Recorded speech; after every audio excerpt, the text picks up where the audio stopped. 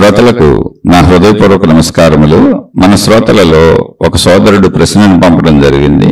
ఆ ప్రశ్న, మనము మోక్షము కోసము ఎంత కష్టపడేది మనసులో ఏర్పడిన ముద్రలు చెరిపివేయటం కోసమేనా?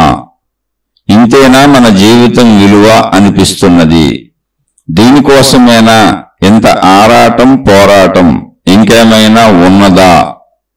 వివరించగలరు? అంటే మోక్షం అనేది కేవలం మనసులో వేసుకున్న ముద్రలు చెరిపేసుకోవడానికేనా, లేదా ఇంకేమైనా ఉన్నదా? అసలు ఈ ఆరాట పోరాటాల జీవితం ఎందుకు, ఏమిటి? ఈ ప్రశ్న అడిగిన వారు చాలా సంవత్సరాల నుంచి శీర్షికలు వింటూనే ఉన్నారు. చాలా సంవత్సరాల నుంచి వింటున్నారు. అయితే మనిషి నిత్య జీవితము ముందు తెలుసుకోండి. అసలు నిత్యం మనం జీవించే జీవితం, శరీరంతో జీవించే జీవితం సత్యము. ఇది 100% నిజము. ఇప్పుడు ఈ సత్యము అని మనం ఇప్పుడు 100% నిజము అని అంటున్న జీవితం ఏదుందో, అంటే ఈ శరీరము నేనన్న భావనతో ఈ ప్రపంచంలో మనం జీవిస్తూ మనకు కావలసిన వాటినన్నింటినీ పొందుతూ జీవించే జీవితం ఏదుందో, ఈ జీవితంలో మనం ఎన్ని పొందినా, ఎన్నిసార్లు ఎంత ప్రయత్నించినా, ఫలితాలుగా ఎన్నిటిని పొందినా, అవన్నీ మనం అనుభవించేది 5 రకాలుగానే. కంటితో చూసేవి, చెవితో వినేవి, ముక్కుతో వాసన చూసేవి, చర్మముతో స్పర్శలు పొందేవి, స్త్రీ పురుష శారీరక సుఖములు. అంటే వాటినే శబ్ద, స్పర్శ, రూప అంటే దృశ్యములు, రస అంటే రుచులు, గంధ అంటే వాసనలు అని చక్కగా చెప్పారు. ఇప్పుడు ఒక్కొక్క దాంట్లో వందల వేల లక్షల రకాలు ఉంటాయి. దృశ్యాలు, అనంత సృష్టిని ఎప్పుడు చూస్తూనే ఉండొచ్చు. రకరకాల దృశ్యాలు మనం కూడా తయారు చేసుకుంటాం. టీవీ సీరియల్స్, సినిమాలు, పెయింటింగ్లు, ఇలా మనుషులు చేసేవన్నీ మళ్ళీ దృశ్యాలే. మనుషులు చేసే వస్తువులు అంటే సృష్టి నేచర్ కాకుండా మనిషి చేసుకునే ఉంటాయి. అలా శబ్దాలు అనేకం ఉంటాయి. సృష్టిలో ఉన్న శబ్దాలు ఉంటాయి, మనిషి సృష్టించుకునేవి ఉంటాయి. అలా వాసనలు అనేకం ఉంటాయి. సృష్టిలో ఉన్నవి ఉంటాయి, మనిషి సృష్టించుకునేవి ఉంటాయి. అలా రుచులు అనేకం ఉంటాయి. ఆల్రెడీ సృష్టిలో ఉన్న యథాతథ రుచులు ఉంటాయి, వాటిని మార్పులు చేర్పులు చేసి మనిషి సృష్టించుకునేవి ఉంటాయి. అలాగే స్పర్శలు. ఈ స్పర్శలు అనేటప్పటికి చూడండి, మన ఫ్యాన్లు, ఏసీలు రకరకాలు మనమే తయారు చేసుకున్నాం. అనేక రకాల స్పర్శలు మనిషి సృష్టించుకునేవి ఉంటాయి. సృష్టి సహజంగా సృష్టి పెట్టినటువంటి స్పర్శలు ఉంటాయి. ఆ స్పర్శల్లోకి వచ్చేది స్త్రీ పురుష శారీరక ఆకర్షణ, కోరికలు, కలయికలు. ఇవన్నీ చాలా కాలం అనుభవించుకుంటూ వెళ్ళిపోయిన వాళ్ళకే, ఇవి అనుభవిస్తున్నప్పుడు ప్రయత్నాలలో ఘర్షణ పడిన వారికి, జాగ్రత్తగా వినకపోతే ఇది మీకు ఎప్పటికీ అర్థం కాదు. ఎందుకని ఎవరికి వాళ్ళు వాళ్ళ స్థితుల్లోనే దాన్ని ఆలోచిస్తూ ఉంటారు. జ్ఞానము అంటే ఏంటంటే సంపూర్ణమైన అవగాహన. ఇప్పుడు ఈ ప్రశ్న అడిగిన ఆయన చాలా పెద్ద ఆయన, 70 ఏళ్ల వయసు అనుకుంటా ఆయనకి. ఎప్పుడు నాకు 60 చిల్లర ఎంత చెప్పారు, ఎప్పుడూ చెప్పారు. ఒక 70 ఏళ్ల వ్యక్తి అనుకోండి, 65-70 ఏళ్ల వయసు ఉన్న వ్యక్తి ప్రశ్న అడిగిన ఆయన. అంతకు ముందు కూడా చాలా సంవత్సరాల నుంచి శీర్షికలు ఫాలో అవుతున్నారు. చాలా ప్రశ్నలు అడిగారు. ఎందుకు చెబుతున్నానంటే, ఇలా అనుభవించుకుంటూ వెళ్ళిపోయాం. ఇప్పుడు సినిమాలంటే ఇంట్రెస్ట్, అలా సినిమాలు చూస్తా 20-30 ఏళ్ళు గడిపేశాం. సినిమాలు, టీవీ సీరియల్స్, పుస్తకాలు చదువుకోవడం, దృశ్యాలు. తర్వాత ఏమవుతుంది అంటే, అనేక సార్లు అనుభవించినాక దాని మీద ఆసక్తి తగ్గుతుంది. అంటే అనుభవం ఎప్పుడు కూడా కొత్తలో విపరీతంగా ఉంటుంది.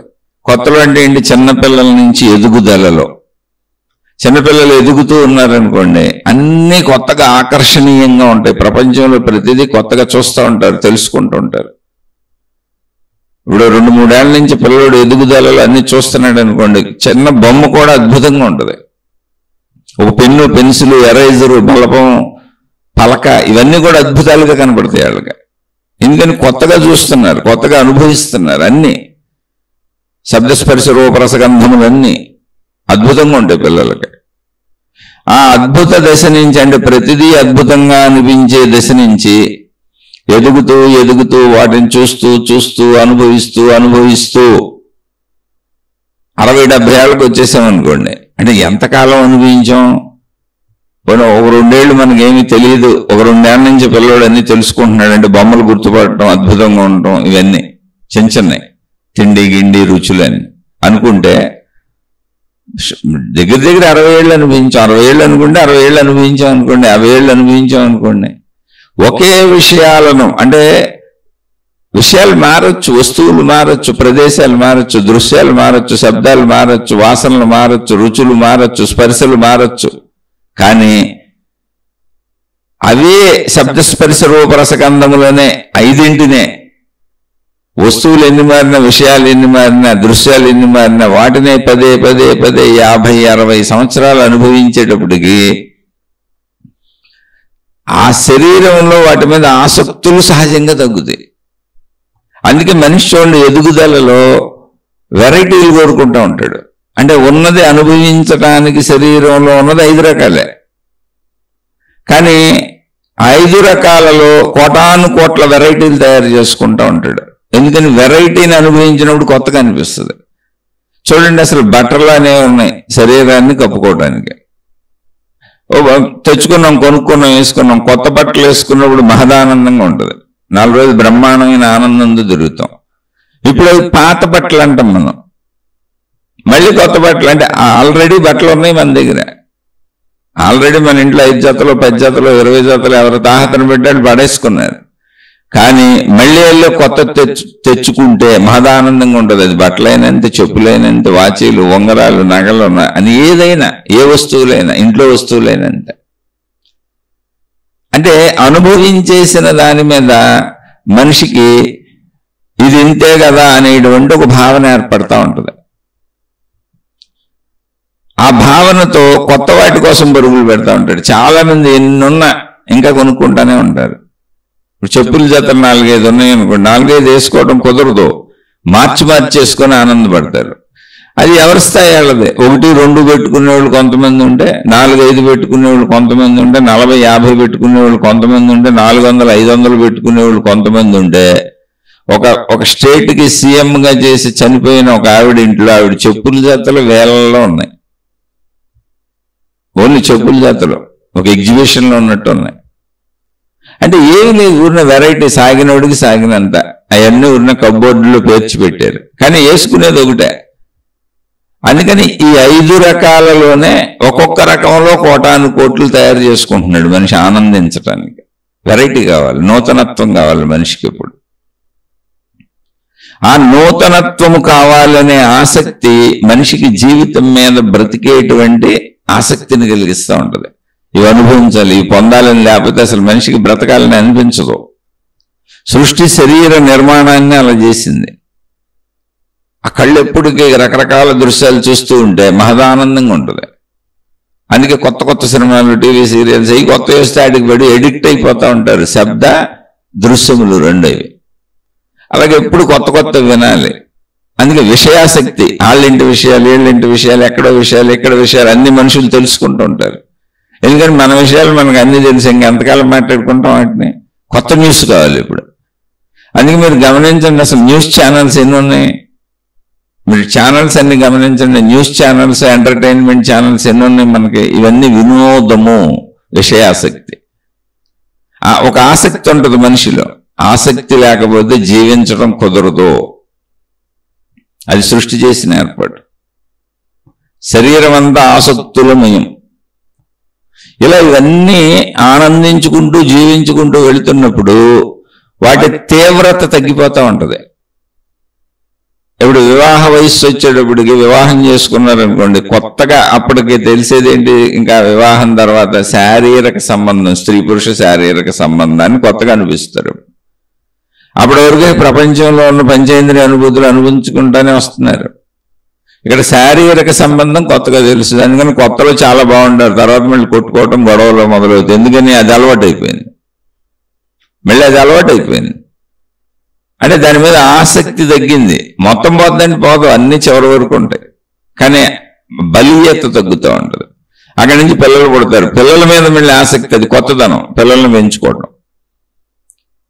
ఇలా ఒక నిత్య నూతన వరవడితో జీవితాన్ని సాగించుకుందామని, పాత ఆసక్తుల నుంచి కొత్త ఆసక్తులు కల్పించుకుందామని జీవితం అలా సాగుతూనే ఉంటుంది. శరీర నిర్మాణమే అలా ఉంది, నువ్వు నేను తప్పు కదా, అసలు ఎవరు తప్పు లేదు, ఇది ఒక అద్భుతం. అంటే జీవితాన్ని వికసింపజేసుకుంటున్నాం అంతే, ఒక పువ్వు విచ్చుకున్నట్టుగా. అందులో తప్పు ఒప్పే ఉంది? అసలు అనుభవించడం తప్పు అని ఎవరు చెప్పారు? అనుభవించమనే శరీరం ఇచ్చినాక అనుభవించడం తప్పు అని చెప్పేవాడిని అసలు బుర్ర ఉన్నోళ్ళ బుర్ర లేనివాళ్ళ. ఆలోచించండి, శరీరం అనుభవించమని సృష్టి అద్భుతమైన శరీరాన్ని తయారు చేసింది. ఇటువంటి శరీరాన్ని మనం తయారు చేయగలరా? మనం తిన్న ఆహారం అంతా మార్పులు చెంది మళ్ళీ శరీరంగా మారిపోతుంది, రక్తంగా మారిపోతుంది, మాంసంగా మారిపోతుంది, ఎముకలుగా మారిపోతుంది. ఆ ఎముకల్లో పటుత్వం కోసం మజ్జగా మారిపోతుంది. మళ్ళీ అక్కడి నుంచి మనకు పిల్లలు పుట్టడం కోసం వీర్యంగా మారిపోతుంది. ఆహారం అద్భుతంగా ఈ మిషన్ శరీరంగా మార్చేసుకుంటుంది. సృష్టి చేసిన అద్భుతం అది. ఆ అద్భుతంలో ఉన్నాయి పంచేంద్రియాలు, పంచేంద్రియ కోరికలు, పంచేంద్రియ ఇష్టాలు, పంచేంద్రియ ఆసక్తులు. అది అలా ఉండాలని, ఆ ఉన్నవాటికి అనుగుణంగా బయట మళ్ళీ స్త్రీ పురుషులు, అనేక పదార్థాలు, అనేక వస్తువులు, అనేక విషయాలు, ఈ విశ్వమే అనంతంగా సృష్టి చేసింది. మళ్ళీ అనంతంగా సృష్టి చేసిన విశ్వం మనిషి తనకున్న జ్ఞానంతో తనకు కావలసిన వాటిని తయారు చేసుకునేలా ఇక్కడ ముడిసరుకు మూల పదార్థాల నుంచి అవన్నీ కలగలుపులతో మనిషి అన్ని సృష్టించుకోవచ్చు అనేటువంటి స్వేచ్ఛను మనిషికి ఇచ్చింది. ఆ వస్తువులు అలా మార్పు చెందేలా వాటికి గుణములను ఇచ్చింది. లేకపోతే మనం సెల్ ఫోన్లు, కంప్యూటర్లు ఇవన్నీ ఎక్కడ తయారు చేసుకుంటాం? యథాతథంగా జంతువులు ఎలా జీవిస్తున్నాయో అలా ప్రకృతిలో ఏముందో దాంతో జీవించేవాళ్ళం అంతే, ఇంకేం తయారు చేసుకునేవాళ్ళం కాదు. అసలు తయారు చేసుకునేటువంటి జ్ఞానము తలలో పెట్టింది, తయారు చేసుకోవడానికి అనుగుణంగా మార్పులు చెందే గుణము సృష్టిలో ఉన్న ముడిసరుకు పెట్టింది. చక్కగా ఇచ్చింది సృష్టి. మరి అనుభవించండి, హాయిగా ఉండండి. ఇది సృష్టి చేసిన ఏర్పాటు. ఇక్కడ అనుభవించండి, హాయిగా ఉండండి అన్నప్పుడు ఇంకా ప్రాబ్లమే లేదు కదా. అసలు ప్రాబ్లమే ఉంది అందులో? అనుభవిస్తూ హాయిగా ఆనందంగా జీవించవచ్చు కదా. అంటే ప్రాబ్లం ఎక్కడొచ్చింది అంటే, మనిషి అనుభవించేటప్పుడు తనకు అధికముగా కావాలని కోరుకుంటున్నాడు. దొరికిన దానిని అనుభవించుకుంటూ నేను బాగున్నాను అనుకుంటే అసలు ప్రాబ్లమే ఉండేది కదా ఎవరికి వాళ్ళు. దొరికిన ప్రపంచం మొత్తం, సృష్టి మొత్తం ఎవరో అనుభవించలేరు. ఎందుకని నువ్వు ఒక ధూళి కణం. యావత్ విశ్వంలో, సృష్టిలో మనిషి అనేవాడు చిన్న ఇసుక రేణు అంత కూడా చేయడు. భూమితో పోల్చుకున్నా కూడా నువ్వు ఒక ఇసుక రేణు అంత ఉండవు. మొత్తం భూమి మీద ఉన్నాయన్నీ నువ్వు పొందేసి అనుభవించడం ఎలా కుదురుతుంది? అసలు మొత్తం భూమిని అంతా నీ సంపదగా మార్చేసుకోవటం ఎలా కుదురుతుంది? నువ్వు ఎంత సంపాదిస్తే మాత్రం ఒక భ్రమ, అది ఒక మిథ్య. అనుభవించటం తప్పులేదు, ఆనందించడం తప్పులేదు. శరీరం ఇచ్చింది అనుభవించడానికి, ఆనందించడానికి, సంతోషించడానికి, సుఖంగా ఉండడానికి. అన్నీ అయిపోయినాక శాంతిగా హాయిగా నిద్రపో, మళ్ళీ ప్రయత్నించుకో. చక్కగా దొరికినవన్నీ అనుభవించు, ఆనందించు, సుఖపడు, సంతోషించు, శాంతిగా సంతృప్తిగా ఉండు, మళ్ళీ నిద్రపో, ఇలా జీవించమని ఇచ్చింది. దానికి ప్రజ్ఞ ఇచ్చింది, జ్ఞానం ఇచ్చింది, ప్రయత్నించుకునేటువంటి క్రియాశక్తినిచ్చింది, ఆలోచించే జ్ఞానశక్తినిచ్చింది, అనుభవించేటువంటి శక్తి శరీరంలోనే ఉంది. అనుభవాల యొక్క మాధుర్యం తెలిసేలా అనుభవాలు ఉన్నాయి, శబ్దస్పర్శ రూపరస గంధములు. అలా గ్రహించేలా ఈ గ్రహణ యంత్ర శరీరం పనిచేస్తుంది. మరి ఏంటి ఇందులో చక్కగా ఆనందంగా బతికేయచ్చు కదా. అంటే ప్రాబ్లం ఎక్కడొచ్చింది అంటే, మనిషికి ఎంత అనుభవించినా తృప్తి తీరట్లా. ఇప్పుడు నేను అనుభవిస్తున్నాను, హ్యాపీగా ఉన్నాను, నాకు దొరికినట్టుగా సంతోషంగా ఉన్నాను, మళ్ళీ రేపు దొరికినాయి రేపు అనుభవించానని హాయిగా బతికే. ఏదైతే అది నీకున్న వసతులు, వనరులు, నీ ప్రయత్నంతో నీకు దొరికేవి, నీకున్న కుటుంబ సభ్యులు, హాయిగా ఆనందంగా ఉండు. ఎక్కడుంటే అక్కడ ఆనందంగా ఉండు, ఎంత ఉంటే అంత ఆనందంగా ఉండు, ఎలా ఉంటే అలా ఆనందంగా ఉండు. ఎందుకు ఉండలేకపోతున్నావు అంటే, ఇక్కడ బోల్డ్ ఉన్నాయి, సృష్టిలో అనంతంగా ఉన్నాయి అనుభవించేవి. అందుకని అన్నీ నేను పొందేయాలని ఉంది. అది ప్రాబ్లం. అన్నీ ఎలా పొందుతావు? అసలు పొందగలవా? అన్నీ నువ్వు ఎప్పటికీ పొందలేవు, మొత్తం నువ్వు ఎప్పటికీ పొందలేవు. నీ ప్రయత్నంతో నీకు దొరికినవి నువ్వు పొందగలవు. అవి చక్కగా ఆనందించవచ్చు కదా, వాటితో హాయిగా బతకొచ్చు కదా. నీ ప్రయత్నంతో నీకేం దొరికినవో అందరూ ప్రయత్నాలు చేసుకుంటున్నారు, ఎవరి ప్రయత్నంతో వాళ్ళకి దొరికినాయి అంతే. కాదు, ఇక్కడ పోల్చుకు చూసుకోవటం వచ్చింది. వాళ్ళకి అన్ని దొరికినాయి, నాకు తక్కువ దొరికినాయి, వాళ్ళకి ఎక్కువ దొరికినాయి. వాళ్ళకంటే ఎక్కువ కావాలి, వీళ్ళకంటే ఎక్కువ కావాలి, ఉన్నవన్నీ నాకే కావాలి, ఎంత వచ్చినా నాకు సరిపోదు అంటే ఏంటి? ఒక తృప్తి లేని తనము నిన్ను దుఃఖానికి గురి చేసింది. లేకపోతే అసలు ఇక్కడ దుఃఖమే లేదు. మనుషులందరూ పశుపక్షాదుల వలె హాయిగా ఉంటారు. పశుపక్షాదులకు ఏం లేదు, జంతు ప్రపంచంలో జంతువులకు ఏం లేదు. వాటి శరీర నిర్మితిని బట్టి, నిర్మాణాన్ని బట్టి వాటికి ఏం దొరికినాయో వాటితో హాయిగా ఉంటాయి అంతే. ఇంకా మిగిలిన పని అంతా చూడండి మీరు. మా ఇంటి చుట్టూ చూస్తుంటాను, పక్షులు గిక్షులు బోళ్ళు ఉంటాయి, కుక్కలు ఉంటాయి, పిల్లులు ఉంటాయి, బోళ్ళు ఉంటాయి. ఏం లేదు, ఇంత తినేసి హాయిగా గడుపుతూ ఉంటాయి, చాలా హాయిగా గడుపుతూ ఉంటాయి. ఈర్ష్యలు, అసూయలు, కుట్రలు, కుతంత్రాలు, కోపతాపాలు ఏం లేవు వాటికి. అసలు మనుషులు కొన్ని ఏ గుణాలు లేవు. మళ్ళీ వాటికి అన్నీ ఉన్నాయి. ఆహారం ఉంది, నిద్ర ఉంది, భయం ఉంది, మైథున సుఖం ఉంది. వాటి ప్రాణరక్షణగా రక్షించుకోవడానికి పారిపోతూ ఉంటాయి, జాగ్రత్తలు పడుతూ ఉంటాయి. శారీరక సంపర్కం స్త్రీ పురుష జంతువులు ఉంటాయి, చక్కగా కలుస్తూ ఉంటాయి, పిల్లలను పెడతా ఉంటాయి, వాటి సంతతులు అభివృద్ధి చేసుకుంటూ ఉంటాయి. ఆహారానికి ప్రయత్నించుకుంటే అప్పుడు దొరికిన ఆహారం అప్పుడు తినేస్తాయి. మళ్ళీ అంతే, మళ్ళీ ఆహారం అవసరమైనప్పుడే ప్రయత్నం, చక్కగా నిద్రపోతాయి. మనం అలా కాదుగా, మనం అసలు మెలకువ మొత్తం ప్రయత్నమే. ఎంత దొరికినా దాచుకోవటమే, ఎంతైనా దాచేద్దాం అనే దానికి వెళ్ళాం మనం. తృప్తి లేదు మనకు. ఈ దుఃఖం ఎవరు తెచ్చుకున్నారు? మనిషి తెచ్చుకున్నాడు. అసలు నువ్వు ఏమీ ఆలోచించకుండా ఉంటే ఏ రోజుకు ఆ రోజు ఇప్పటిలో ఈ ప్రజెంట్లో జీవిస్తే అసలు జీవితం బాగోలేదని ఎందుకు అనిపిస్తుంది? నువ్వు భవిష్యత్తు ప్రణాళికలు వేసేసి భవిష్యత్తులోకి వెళ్ళిపోతున్నావు. నువ్వు నీ భవిష్యత్తు అంటే నీ రాబోయే రోజు ఎలా ఉండాలో, నీ రాబోయే గంట ఎలా ఉండాలో నువ్వే నిర్ణయించుకుంటున్నావు. ఇలా ఉండాలనుకుంటున్నావు. అలా ఉండబోతే నిరాశకు లోనవుతున్నావు. ఎందుకంటే అనుభవించడానికి అన్నీ ఉన్నాయి. అసలు మనిషికి బోర్ అనేది వచ్చింది, నాకు కాలం గడవట్లేదని. సంపాదించేసుకొని అన్ని సరిపోయినాయి అనుకో, నేను బోర్ ఫీల్ అవుతున్నాను. జంతువులకు బోర్ ఉండదు. ఎందుకో తెలుసా? మనిషి విలాసాలు అలవాటు చేసుకున్నాడు, అవసరానికి జీవించడం కాదు, ఎప్పుడు ఏదో ఒకటి చేయటం. మీరు చూడండి, ఎప్పుడు ఏదో ఒకటి చేస్తానే ఉంటారు మనుషులు. మెలకువలో ఉన్నంతసేపు చూస్తామో, వినటమో, తాగటమో, పంచేంద్రియాలను కదుపుతూనే ఉంటారు. అది వాగుతూ ఉంటారు, వాళ్ళకి ఫోన్లు చేసి కబుర్లు చెప్పుకుంటూ ఉంటారు.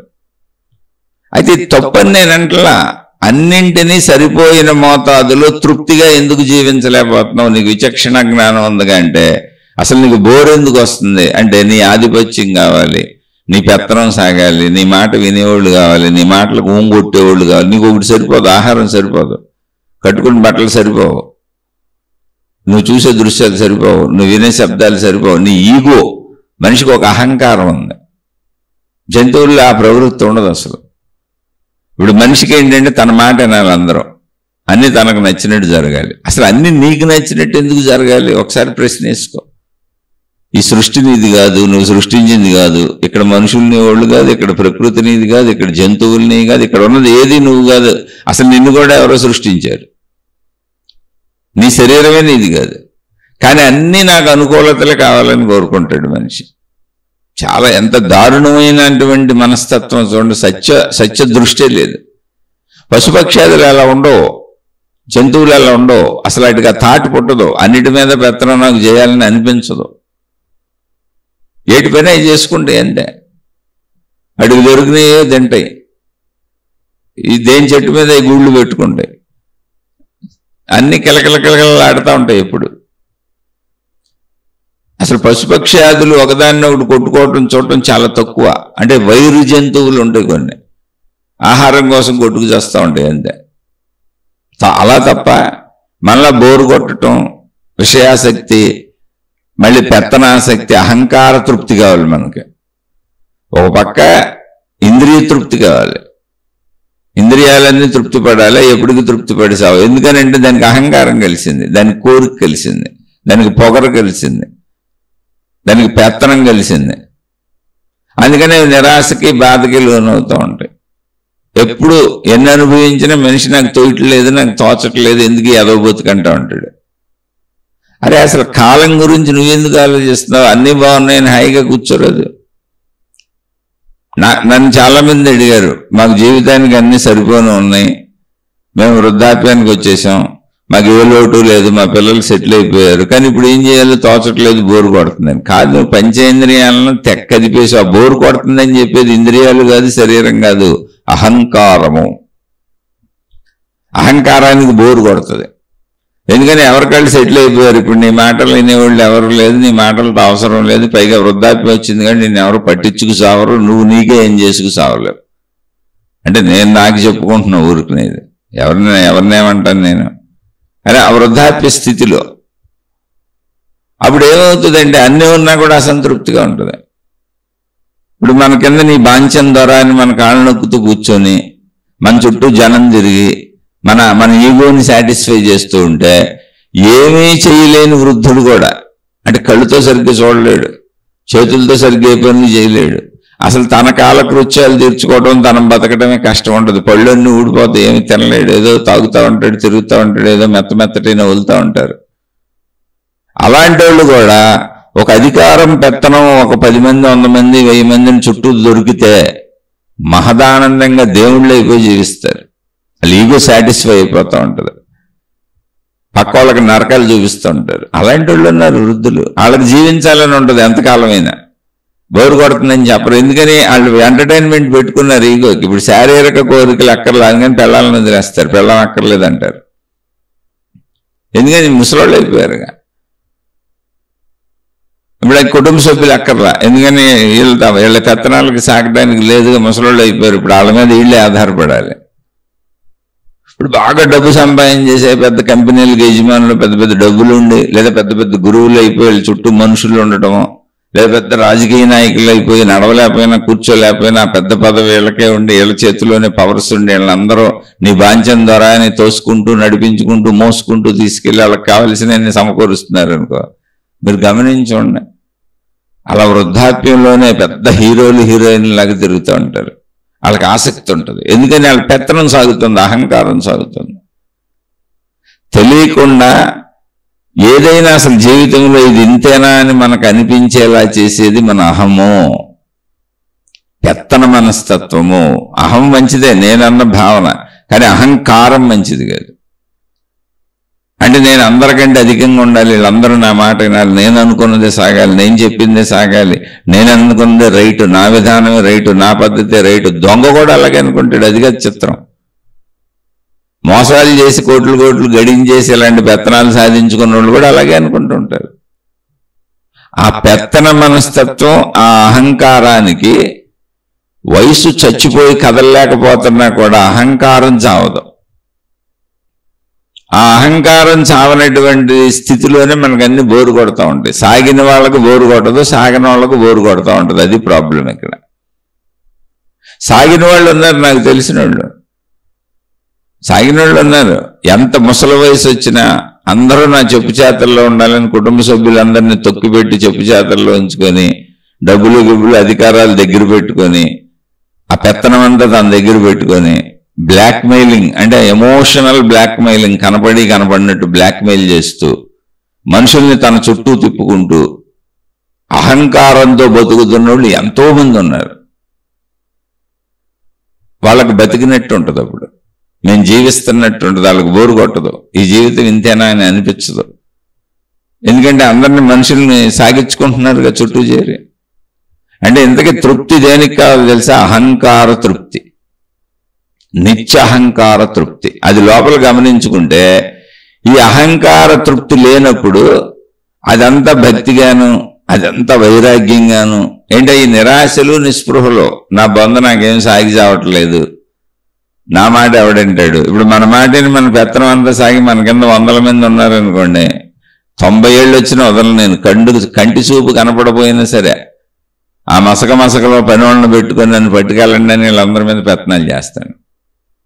అలా చాలా మంది అప్పటికే ఆస్తులన్నీ వాళ్ళ అదుపులో పెట్టుకొని చుట్టూ ఉన్న వాళ్ళని, పిల్లల్ని, కుటుంబ సభ్యులని అందరినీ తన అదుపులో ఉంచుకోవడానికి డబ్బులు బ్లాక్మెయిల్ చేస్తారు. ఎమోషనల్ బ్లాక్మెయిల్ అంటారని. ఆ డబ్బులు అవసరాలు అన్నోళ్ళు వాళ్ళు వెనకబడతారు. లేదా పవర్, ఇప్పుడు పెద్ద రాజకీయ నాయకుడు ఉన్నాడు అనుకోండి, ముసలుడు అయిపోయాడు, 90 వచ్చేసినాయి, కానీ పవర్ అతని చేతిలో ఉంది. ఆ పోస్టులన్నీ పంచుతాడు, అధికారాలు పంచుతాడు.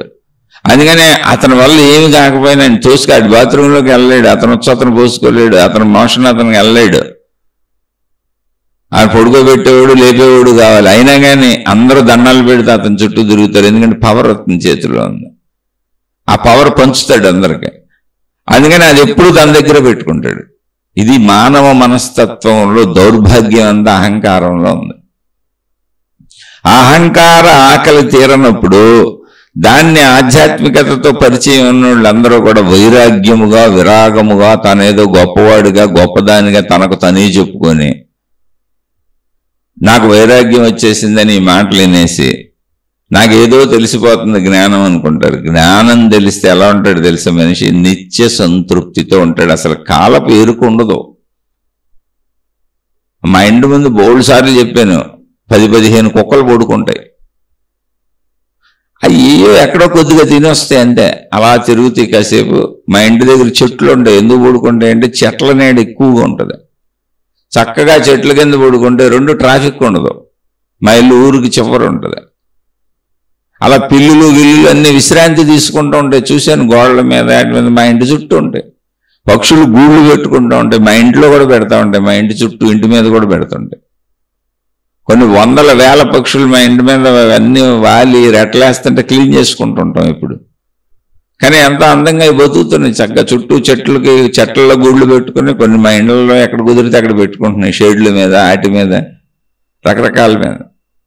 వాటిని అన్నింటినీ గమనిస్తేనే అసలు దేనికి బోరు కొడతలే. ఆ కుక్కలకి ఏం బోరు కొట్టలే, అలా కూర్చొని చూస్తూ ఉంటాయి అంతే. ఆ పిల్లులు అలా కూర్చొని చూస్తూ ఉంటాయి. వాటికి ఆహారానికి ప్రయత్నించుకుంటాయి అంతే, విశ్రాంతిగా ఉంటాయి.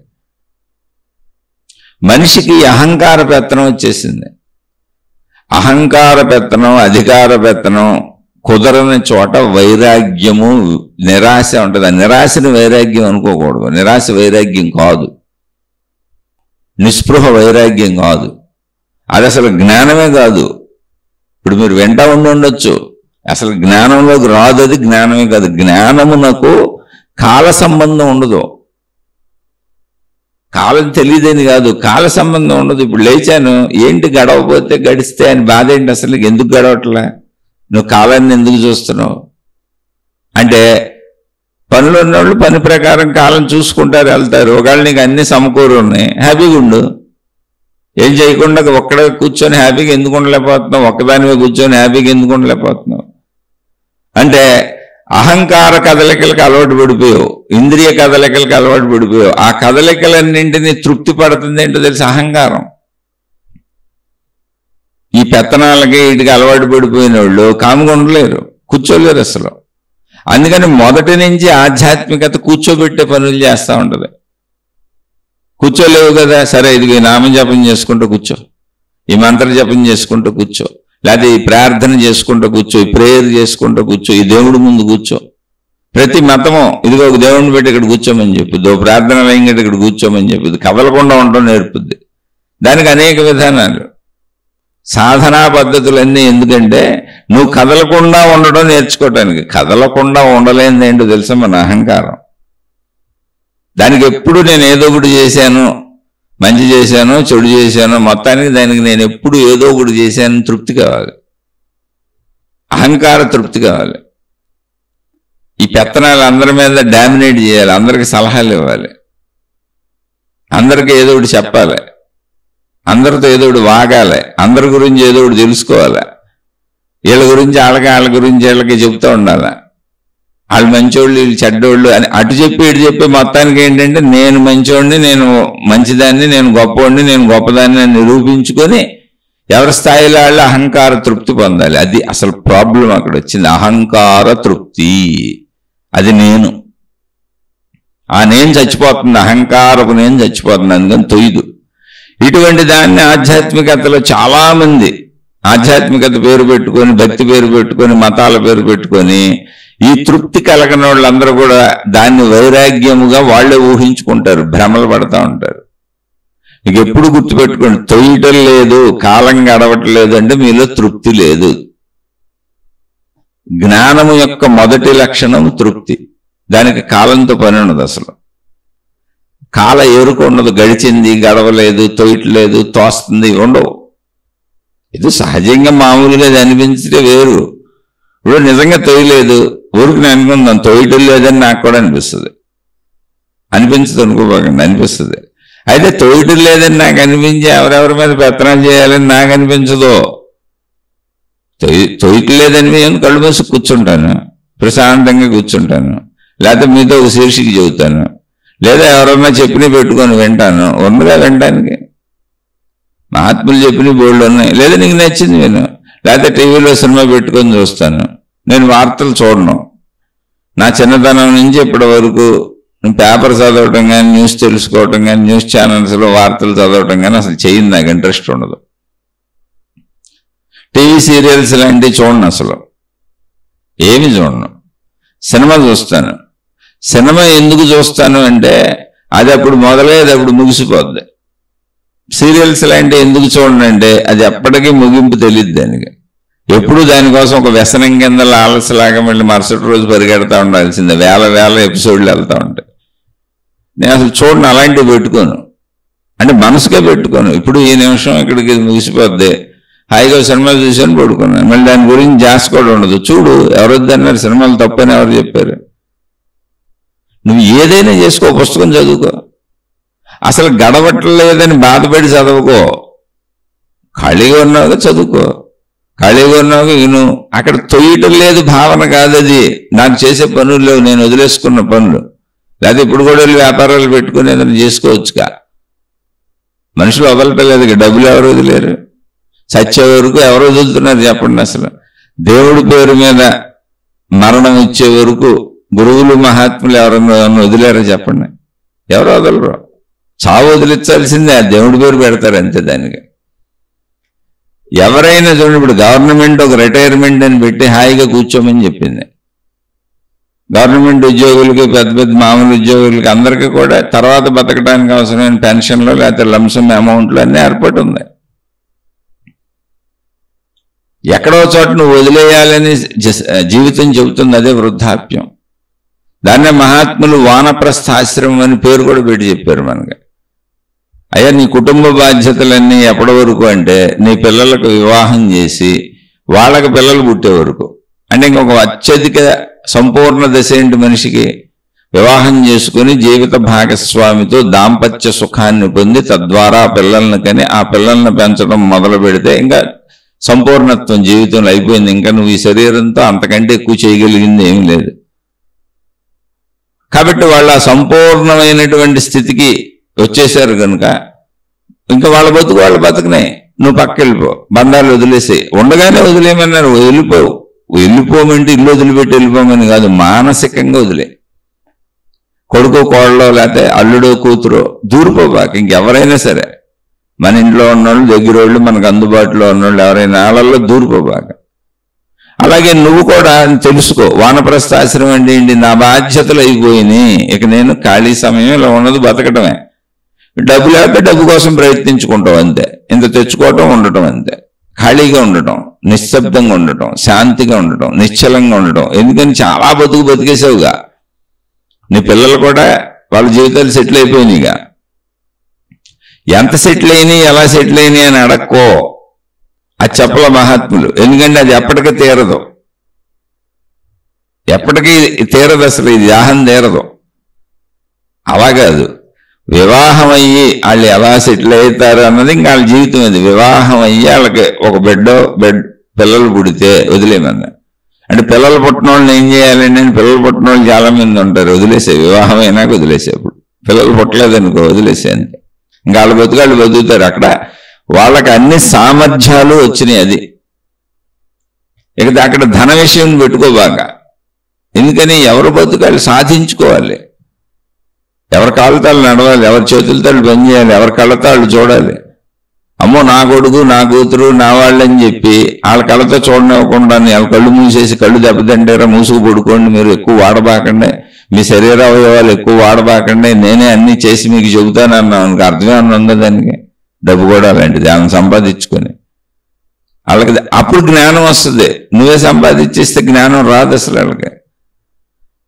అసలు రాదు. ఎందుకంటే ఆ కష్టపడుతున్నప్పుడు, దానికోసం ప్రయత్నిస్తున్నప్పుడు, దానికోసం కొన్ని వందల వేల మందితో సంబంధ బాంధవ్యాలు పెట్టుకొని రకరకాల కార్యాలు చేస్తున్నప్పుడు అందులోంచి మనిషిలోకి తెలియకుండా జ్ఞానం ప్రవేశిస్తూ ఉంటుంది.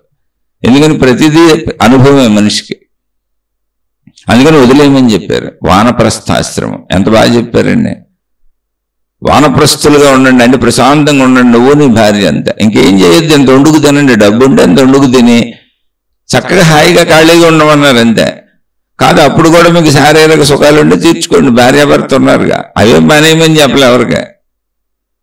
పిల్లల కుటుంబ బాధ్యతలు వదిలేయమన్నారు అంతే, పిల్లలదే అది కూడా. భార్యాభర్తల మళ్ళీ జీవిత భాగస్వామి వదలమల్ల, అప్పుడు మీకు ఏముంటాయి తీర్చుకోండి మీకున్నాటితో.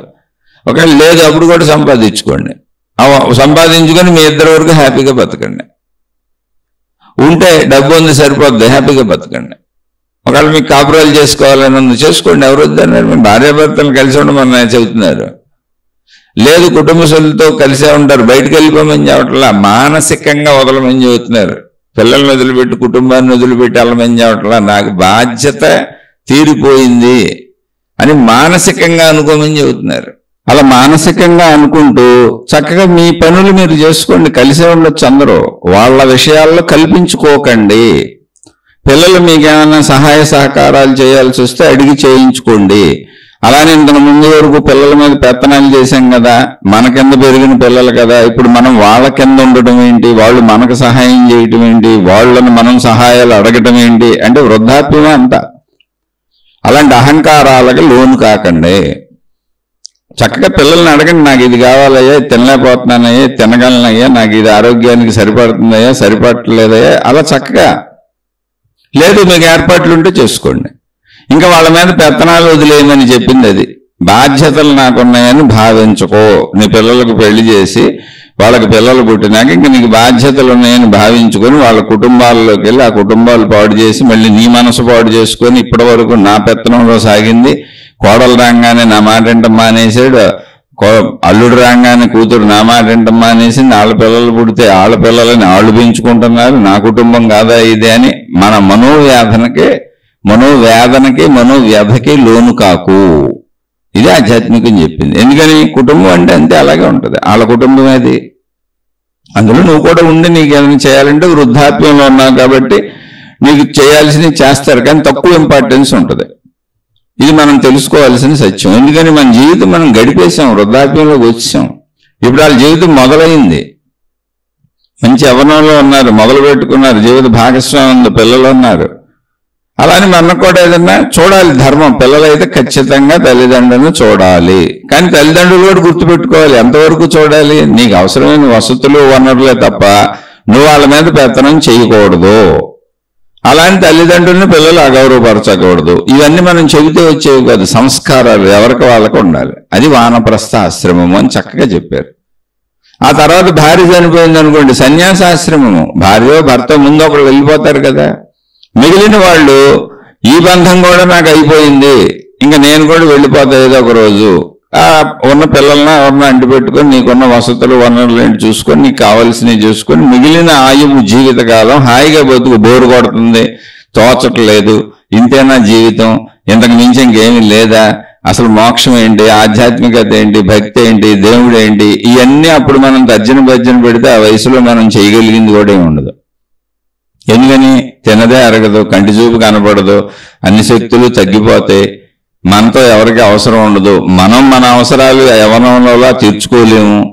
ఒకవేళ నిజంగా మనకి కోరికలు తీర్చడానికి ఎదురుగుండా వస్తువులు మనుషులు ఉన్నా కూడా యవ్వనం అంత బలం ఇప్పుడు ఉండదు.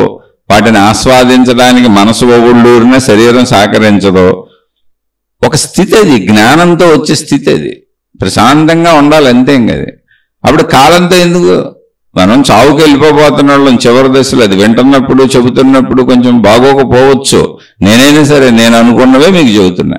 నాకు 55 ఏళ్ళు, ఇక్కడి నుంచి చావుకి వెళ్తాం. కాబట్టి చావు అనేది తీసుకుపోద్ది. ఇప్పుడు మన పనులు అయిపోయినాయి కదా, నాకు తోచట్లేదు అనుకుంటే అయిపోయినాయి, హాయిగా ఉండు. తోచటం లేదు అనేది అహంకార పెత్తనము, అజ్ఞానము చేత అలా అనిపిస్తుంది. నిత్యం ఏదో ఒకటి చేయాలనిపిస్తుంది. ఆ ఏదో ఒకటి చేస్తుంటేనే అహంకారానికి తృప్తిగా ఉంటుంది. అందుకని చాలా మంది లేనిపోయిన కష్టాలు, దుఃఖాలు, బాధలు తెచ్చుకొని, గొడవలు పెట్టుకొని నిరంతరం దుఃఖపడుతూ జీవిస్తున్నాం అనుకుంటూ ఉంటారు. ఏదో ఒకటి చేయాలి. సుఖపడపోతే దుఃఖపడాలి, లేదా దుఃఖపడపోతే సుఖపడాలి. అంతే మధ్యలో శాంతిగా అయితే నేను ఉండలేను. ఈ విషయాన్ని తెలుసుకోవటమే ఆధ్యాత్మికత. అటు సుఖము కాదు, ఇటు దుఃఖము కాదు, మధ్యలో హాయిగా సాగటమే. హాయిగా అంటే ఏంటి? శరీరానికి ఏది సరిపడుతుందో శరీరాన్ని అలా కష్టపెట్టుకోకుండా, బాధ పెట్టుకోకుండా, సరిపడింది తిని చక్కగా సరిగ్గా మనం బతకడానికి అనువుగా చిన్న చిన్న ఏర్పాట్లతో సంతృప్తి పడి, కాలంతో నీకేం సంబంధం, అలా కూర్చోవటం అలవాటు చేసుకో. కూర్చోలేవా? చక్కగా దేవుడి పేరు తలుచుకో. నీదే మతం అయితే అది ఆ మతానుసారం ఆ దేవుడిని తలుచుకుంటూ కూర్చో. ఆ నామజపం చేసుకుంటావు, మంత్రజపం చేసుకుంటావు, ధ్యానం చేసుకుంటావు, లేదా నేను అనంత ఆత్మశక్తిని అంట అనుకుంటా కూర్చో. ఒకవేళ నీది ఆత్మజ్ఞాన మార్గం అయితే అదే చెప్పుకునేది. నువ్వు అనంత ఆత్మశక్తి అని చెబుతున్నారు, మనం దాన్నే చెప్పుకుంటున్నాం. ఒకవేళ తెలియలేదు, అనుభవం రాలేదు అనుకో, కాలం గడవట్లేదని దిగులేందుకు, నాకు నేను అనంత ఆత్మశక్తిని అనుకో. మనసులో ముద్రలు చెరిపివేయటమేనా మోక్షం అంటే? ఎంతకంటే ఏమీ లేదా? కాదు. ఎప్పుడైనా ఒక విషయం చెప్పబడుతున్నప్పుడు, ఎవరైనా ఒక ప్రశ్న అడిగిందో, లేదా ఒక విషయాన్ని గురించి మాట్లాడదలిచినప్పుడు ఆ విషయం వరకు మాత్రమే చెబుతారు. అది పట్టుకొని ఇంకోటి లేదనుకోకూడదు. అసలు మనసులో ముద్రలు చెరిపివేయటం అనే ప్రాసెస్సే ఉండదు. మరి మీరు సంవత్సరాల నుంచి వింటున్నారంటే మిమ్మల్ని ఉద్దేశించేది అనాలని కాదు, సత్యం తెలుసుకోవాలని అందరికీ చెబుతున్నా. మనసులో ముద్రలు చెరిపివేయటం అనేటువంటి పదాలు మనం ఎప్పుడైనా వాడుకలో వాడుకోవచ్చు. ఎక్కడన్నా పడిపోయి ఉండొచ్చు ఆ పదం. ఏ శీర్షికలోనూ స్పీడ్గా వెళ్తున్నప్పుడు, ఏదో చెబుతున్నప్పుడు, ఏదో రాస్తున్నప్పుడు. అలా కాదు. మనసు అనేది మనిషి శరీరం ఉన్నంత వరకు ఉంటుంది. మనసు మనిషి శరీరం ఉన్నంత వరకు ఉండకపోతే ఏమవుతుంది? చాలాసార్లు చెప్పుకున్నాం. దీనికి ముందు శీర్షికల్లో కూడా ఉంది. అది ఎప్పుడు అదే వస్తుంది, కొంచెం అటు ఇటు మారుతాయి టాపిక్లు. ఎందుకంటే దాన్ని పొందే వరకు, ఆ స్థితి వచ్చే వరకు, ఆ శాంతిగా బతకగలిగే వరకు, ఆ మంచిగా బతకగలిగే వరకు, ఆ కాలపు యావ లేకుండా బతకగలిగే వరకు. అసలు కాలపు యావ ఎందుకు మీకు? జ్ఞానికి కాలం తెలియదని చెబుతారు.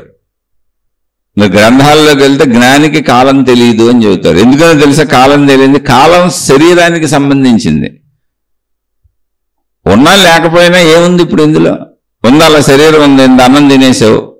మీరు మామూలుగా ఆలోచించండి. అహంకారాన్ని తీసి పక్కన పెట్టి శరీర అవసరాలు గమనించండి. శరీర అవసరాలు ఏంటి? మలమూత్ర విసర్జనలు. అది తీర్చుకోవడానికి ప్రదేశం కావాలి. మలమూత్రాలు సరిగ్గా విసర్జించబడేలా మంచి ఆహారాలు తీసుకోవాలి. దానికి తగ్గ ఏర్పాట్లు చేసుకో. వాటిలో ఏమన్నా ప్రాబ్లం ఉంటే మందులు వాడుకో. ఏదో ఒకటి చేసుకో నీ తీరుని బట్టి. అంతే. మలమూత్ర విసర్జనలు, కాలకృత్యములన్నీ చక్కగా బ్రష్ చేసుకోవటం, స్నానం చేయటం, వాటికి ఏర్పాట్లు ఏర్పడినాయో లేవు చూసుకో. ఏదో ఒకటి చిన్నదో పెద్దదో అవి చేసుకో. అవి అవసరాలు. అలాగే నిద్ర అవసరం. నిద్ర ఎప్పుడు పడితే అప్పుడు పడుతుంది. నాకు నిద్ర పట్టట్లేదు అంటారు చాలా మంది వృద్ధులు. నిద్ర అనేది వృద్ధాప్యం వచ్చేటప్పటికి శారీరక కదలికలు ఉండవు కనుక, ఆహారాలు కూడా ఎక్కువగా తీసుకోం కనుక, అంటే లోపల యంత్రాలు కూడా తక్కువ పని చేస్తాయి కనుక ఎక్కువ రెస్ట్ తీసుకోవాల్సిన అవసరం ఉండదు. అంతే. అందుకని నిద్ర తగ్గిపోద్ది. నిద్ర తగ్గిపోవడం జబ్బు కాదు. నువ్వు ఎంత శ్రమ పడితే, ఎంత కష్టపడితే, నువ్వు ఎంత పని చేస్తూ ఉంటే అంత విశ్రాంతి అవసరం అవుద్ది. అది మనం తినే తిండి అయినా కావచ్చు. ఎక్కువగా తినేవాళ్ళు ఎక్కువగా కష్టపడుతున్నట్టు. ఎందుకంటే లోపల ఎక్కువ కష్టపడుతుంది, బయటికి శారీరక శ్రమ లేదు. కానీ లోపల అవయవాలన్నీ ఎక్కువ పని చేస్తున్నాయి. అలాగే బయట శారీరక శ్రమ లోపలదే ఎక్కువ ఉన్నప్పుడు యవ్వన దశ బాగా వృద్ధాప్యం వచ్చే వరకు నిద్ర ఎక్కువ పడుతుంది. ఎందుకని రెస్ట్ తీసుకొని అంత సర్వీసింగ్ చేసుకోవాలి బాడీని. శరీరం తనను తాను సర్వీసింగ్ చేసుకుంటుంది నిద్రలో. అలాగే శరీర అలసట కూడా తీరుతుంది, ఓ హాయి వస్తుంది రెస్ట్లో. ఇప్పుడు వృద్ధాప్యంలో ఆల్రెడీ నువ్వు రెస్ట్లోనే ఉన్నావు. ఏదో చూడటం, వినడం, కొద్దిగా కదలికలు తప్ప పెద్ద పనే ఉంది. అందుకని నిద్ర కూడా ఎక్కువ పట్టదు. నిద్ర పడతలేదని దిగులు పడకూడదు. నిద్ర పట్టని సమయాన్ని ఇది ఇలాగే ఉంటుంది. సమయంతో అసలు నీకేం పని? ఇంకేంటి? ఆకలి. కాలకృత్యాలు అయిపోయినాయి. ఆకలి. నీ అలవాట్లు, కాఫీ తాగుతావు, టీ తాగుతావు, ఎంత దొరికేట్టు పెట్టుకో. అది దొరకకపోతే పిచ్చెక్కినట్టు ప్రవర్తించుకో. దొరికేలా ఏర్పాటు చేసుకో. దొరకపోతే వారు సైలెంట్గా ఉండి ఏముంది అందులో ఉండడం అలవాటు చేసుకోవాలంటున్నా. పరిస్థితులు మారుతాయి, అన్నీ మారుతాయి. ఆఖరికి మనం అద్భుతం అనుకున్న ఈ శరీరాన్ని అక్కడ పొల్ల మీద పెట్టి కాల్చి పారేస్తారు. నేను స్వయంగా మా తాతగారికి దగ్గరుండి చేశాను, చూశాను. ఎంతోమంది మా వాళ్ళకి దగ్గరుండి చేశాను, చూశాను. మా తాతగారితో నాకు బలంగా లోపల ఉండిపోయింది. ఎందుకంటే ఆయన పక్కలోనే పడుకునేవాడిని, ఆయనతో కబుర్లు చెప్పేవాడిని. మేమిద్దరం ఎంతో చనువుగా ఉండేవాళ్ళం. అలాంటి మా తాతగారి శవాన్ని దగ్గరుండి కాల్చి పొలాల మీద పెట్టి కాల్చి పారేశాం. మందైనా అంతే రేపు. దానికి అంత పెద్ద విశేషం ఏముంది? ప్రాణం పోయినా కాలిస్తే ఏంటి ఏమైతే ఉంది? ప్రాణం ఉన్నప్పుడే కదా తెలిసేది. అది వైరాగ్యము కాదు, విరక్తి కాదు. ఉన్నది ఆనందంగా జీవించు, వెళ్ళిపోవటం తప్పనిసరి అనేది అంగీకరించు. ఇక్కడ మళ్ళీ అహంకారం ఎప్పుడైతే తృప్తి పడటం లేదో అక్కడే కన్ఫ్యూజన్ వస్తుంది. నాకు తోచట్లేదు అనిపిస్తుంది, ఇది ఇంతేనా అనిపిస్తుంది, నీరసం అనిపిస్తుంది, నిస్పృహ అనిపిస్తుంది, ఎంతకంటే ఏమి లేదా అనిపిస్తుంది. ఇప్పుడు మనసులో ముద్రలు చెరిపేసుకోవడమేనా అని మీరు అడిగారండి. అసలు ముద్రలు చెరుపుకున్నారు మీరు? అది అంత సింపుల్గా ఉందనుకుంటున్నారు మీరు? అది అంత సింపుల్ అయితే అనంత ఆత్మశక్తి అనుభవం గురించి అసలు మహాత్ములు మహనీయులు చెప్తారా? సచ్చిదానందము, పరమానందము, ఆత్మానందం అని చెబుతారా? అది ఆనంద స్థితి. దానిని మించిన ఆనంద స్థితి ప్రపంచంలో ఉండదు. అది ఇంద్రియానందము కాదు, సహజానందము. ఇంద్రియానందం వచ్చిపోద్ది, అలాంటి ఆనందం కాదు, శాశ్వతమైన సచ్చిదానందము. అందుకని జ్ఞానులకి సమయం ఉండదు. ఎందుకని? ఎప్పుడు నిశ్చింతగా ఉన్నాడు. నిశ్చింత ఉన్నోడికి బాధే ఉంది. అహంకారం ఉన్నోడికి నిశ్చింత ఉండదు. దేహభావంలో ఉన్నాం. ఇది ఎలా, అది అలా, ఆడలా, ఈడలా మొత్తం ప్రపంచాన్ని చూస్తున్నాం.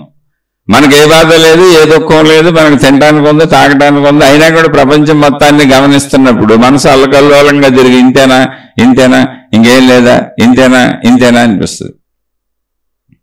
అదే వృద్ధాప్యంలో అసలు తినడానికి తిండి దొరక్క వృద్ధాప్య దశలో కూడా పనిచేసుకు బతకాల్సి వచ్చిన మనుషుల్ని చూశాను నేను. వాళ్ళు అసలు చికాగ్గానే లేరు, చక్కగా అలా వెళ్ళి పని చేసుకొని. అంటే ఇంతకుముందు ఒక 3-4 సంవత్సరాల వెనకాల ఒక పని మనిషి మా ఇంట్లో పనిచేసేది. ఆవిడికి 85 ఏళ్ళు ఎంత ఉంటాయి. వద్దమ్మా నువ్వు ఎంత తినేళ్ళిపో, మాకే పని చెయ్యొద్దు, అసలు అవసరం లేదంటే, కాదు నేను ఊడుస్తాను, ముగ్గేస్తాను ఇంటి ముందన్నా అని, చిన్న పని అయినా చేస్తాను, నేను ఊరికనే తిన్నానేది. అలా ఆమె 4-5 ఏళ్లలో పనిచేసేది. ఆమె ఎప్పటి నుంచో పనిచేస్తుంది. ఆమె యవ్వనం పెళ్ళైన కాడి నుంచి పనిచేయటం. ఆమె ఇప్పుడు ఆమెకు 90 ఏళ్ళు వచ్చినాయి. వంగి నడుస్తుంది. అలా వంగిపోయి ఇల్లు ఉడుస్తూ ఉంటుంది. అందరి ఇళ్ళళ్ళు చెప్పారు చాలామంది, అమ్మ ఎందుకు పని చేస్తాం, మేము ఎంత పెడతాం తినేసేయని. ఇంతకీ ఆమె కొడుకులు ఉన్నారు, కోడళ్ళు ఉన్నారు, మనవాళ్ళు ఉన్నారు. వాళ్ళందరూ పని చేయొద్దని చెప్పారు. ఇంట్లో ఉండి అన్నం పెడతామని చెప్పారు.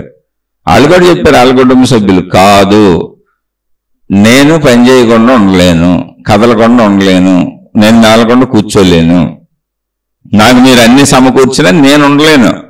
అందుకని నేను ప్రతి ఇంటికి అలా స్లోగా వాళ్ళ ఇంటికాడి నుంచి ఒంగోని నడుచుకుంటూ వచ్చి ఇవన్నీ ఊడ్చి, మా ఇంటికాడ ఊడిసేది. వద్దమ్మా అంటే ఊడుస్తాను, నేను చిన్నదైనా చేస్తాను.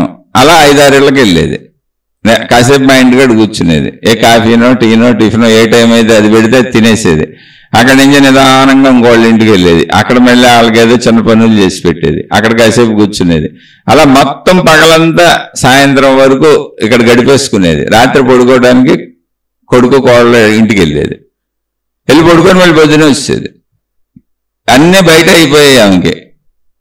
తర్వాత చనిపోయింది ఆమె. ఆమె చనిపోవటానికి కూడా ఆమె ఎక్కువ ఇబ్బందులు ఏం పడలా. ఒకరోజు ఏదో లేవలేకపోతుంది అన్నారు. తర్వాత ఆ రోజు సాయంత్రం మరుసటి రోజు చనిపోయింది అన్నారు అంతే. ఇప్పుడు ఈ బాధ ఉంది కనుక ఆమెకు తోచకపోవటం అనేది లేదు అసలు. చక్కగా పనులు చేసుకుని యావిగేషన్ పెట్టుకుంది. అన్నం పెడతానన్నా వద్దు నాకెందుకు, నేను పని చేసుకుని అన్నం తింటానంది. ఎందుకని ఆయన తెలిసి ఆమె చిన్నప్పటి నుంచి పనే చేస్తుంది పెళ్ళైన కాడి నుంచి. అంటే ఆమె 60 ఏళ్ళు ఎంత పని చేస్తానే ఉంది. పల్లెటూరు అది. అప్పుడు మనకి మళ్ళీ తోచంతనం ఉండదు. ఆమె ఎవరితోనూ విరోధాలు పెట్టుకోదు, అందరితో మంచిగా ఉంటుంది. అందరినీ పలకరించుకుంటా వస్తుంది, పలకరించుకుంటా వెళ్తుంది. మనం అలాంటి వాళ్ళు ఏదో పని మనుషులు సాధారణమైన వాళ్ళు అనుకుంటున్నాం. మానసిక స్థితిలో మనకంటే చాలా ఉన్నతంగా ఉన్నారు వాళ్ళు.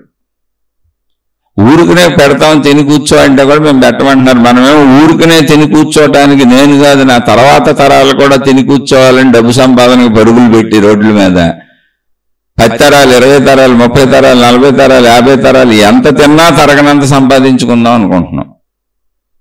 లేదా ఒకవేళ సంపాదించేసుకు ఆగిపోయాం, పిల్లలు అందరూ సెటిల్ అయిపోయారు, ఇప్పుడు ఇలాంటి మాటలు ఏదో 4 ఉపన్యాసాలు ఆగిపోయాం అనుకో, ఆగని పరిగెత్తే అహంకార మనసును పట్టుకొని ప్రతి విషయం ఇంతేనా అనిపిస్తుంది మనకు. ఎందుకని అసలు సాధనే చేయలే. మీరు సాధన చేసి పొందితే ఇంతేనా అనిపించదు. జీవితం విలువ ఇంతేనా, మనసు ముద్రలు చెరిపేసుకోవటమేనా, అంతకు మించి ఇంకేమీ లేదా అని అసలు రోజు చెప్పుకునేది అనంత ఆత్మశక్తి ఏకత్వ భావన వస్తుంది.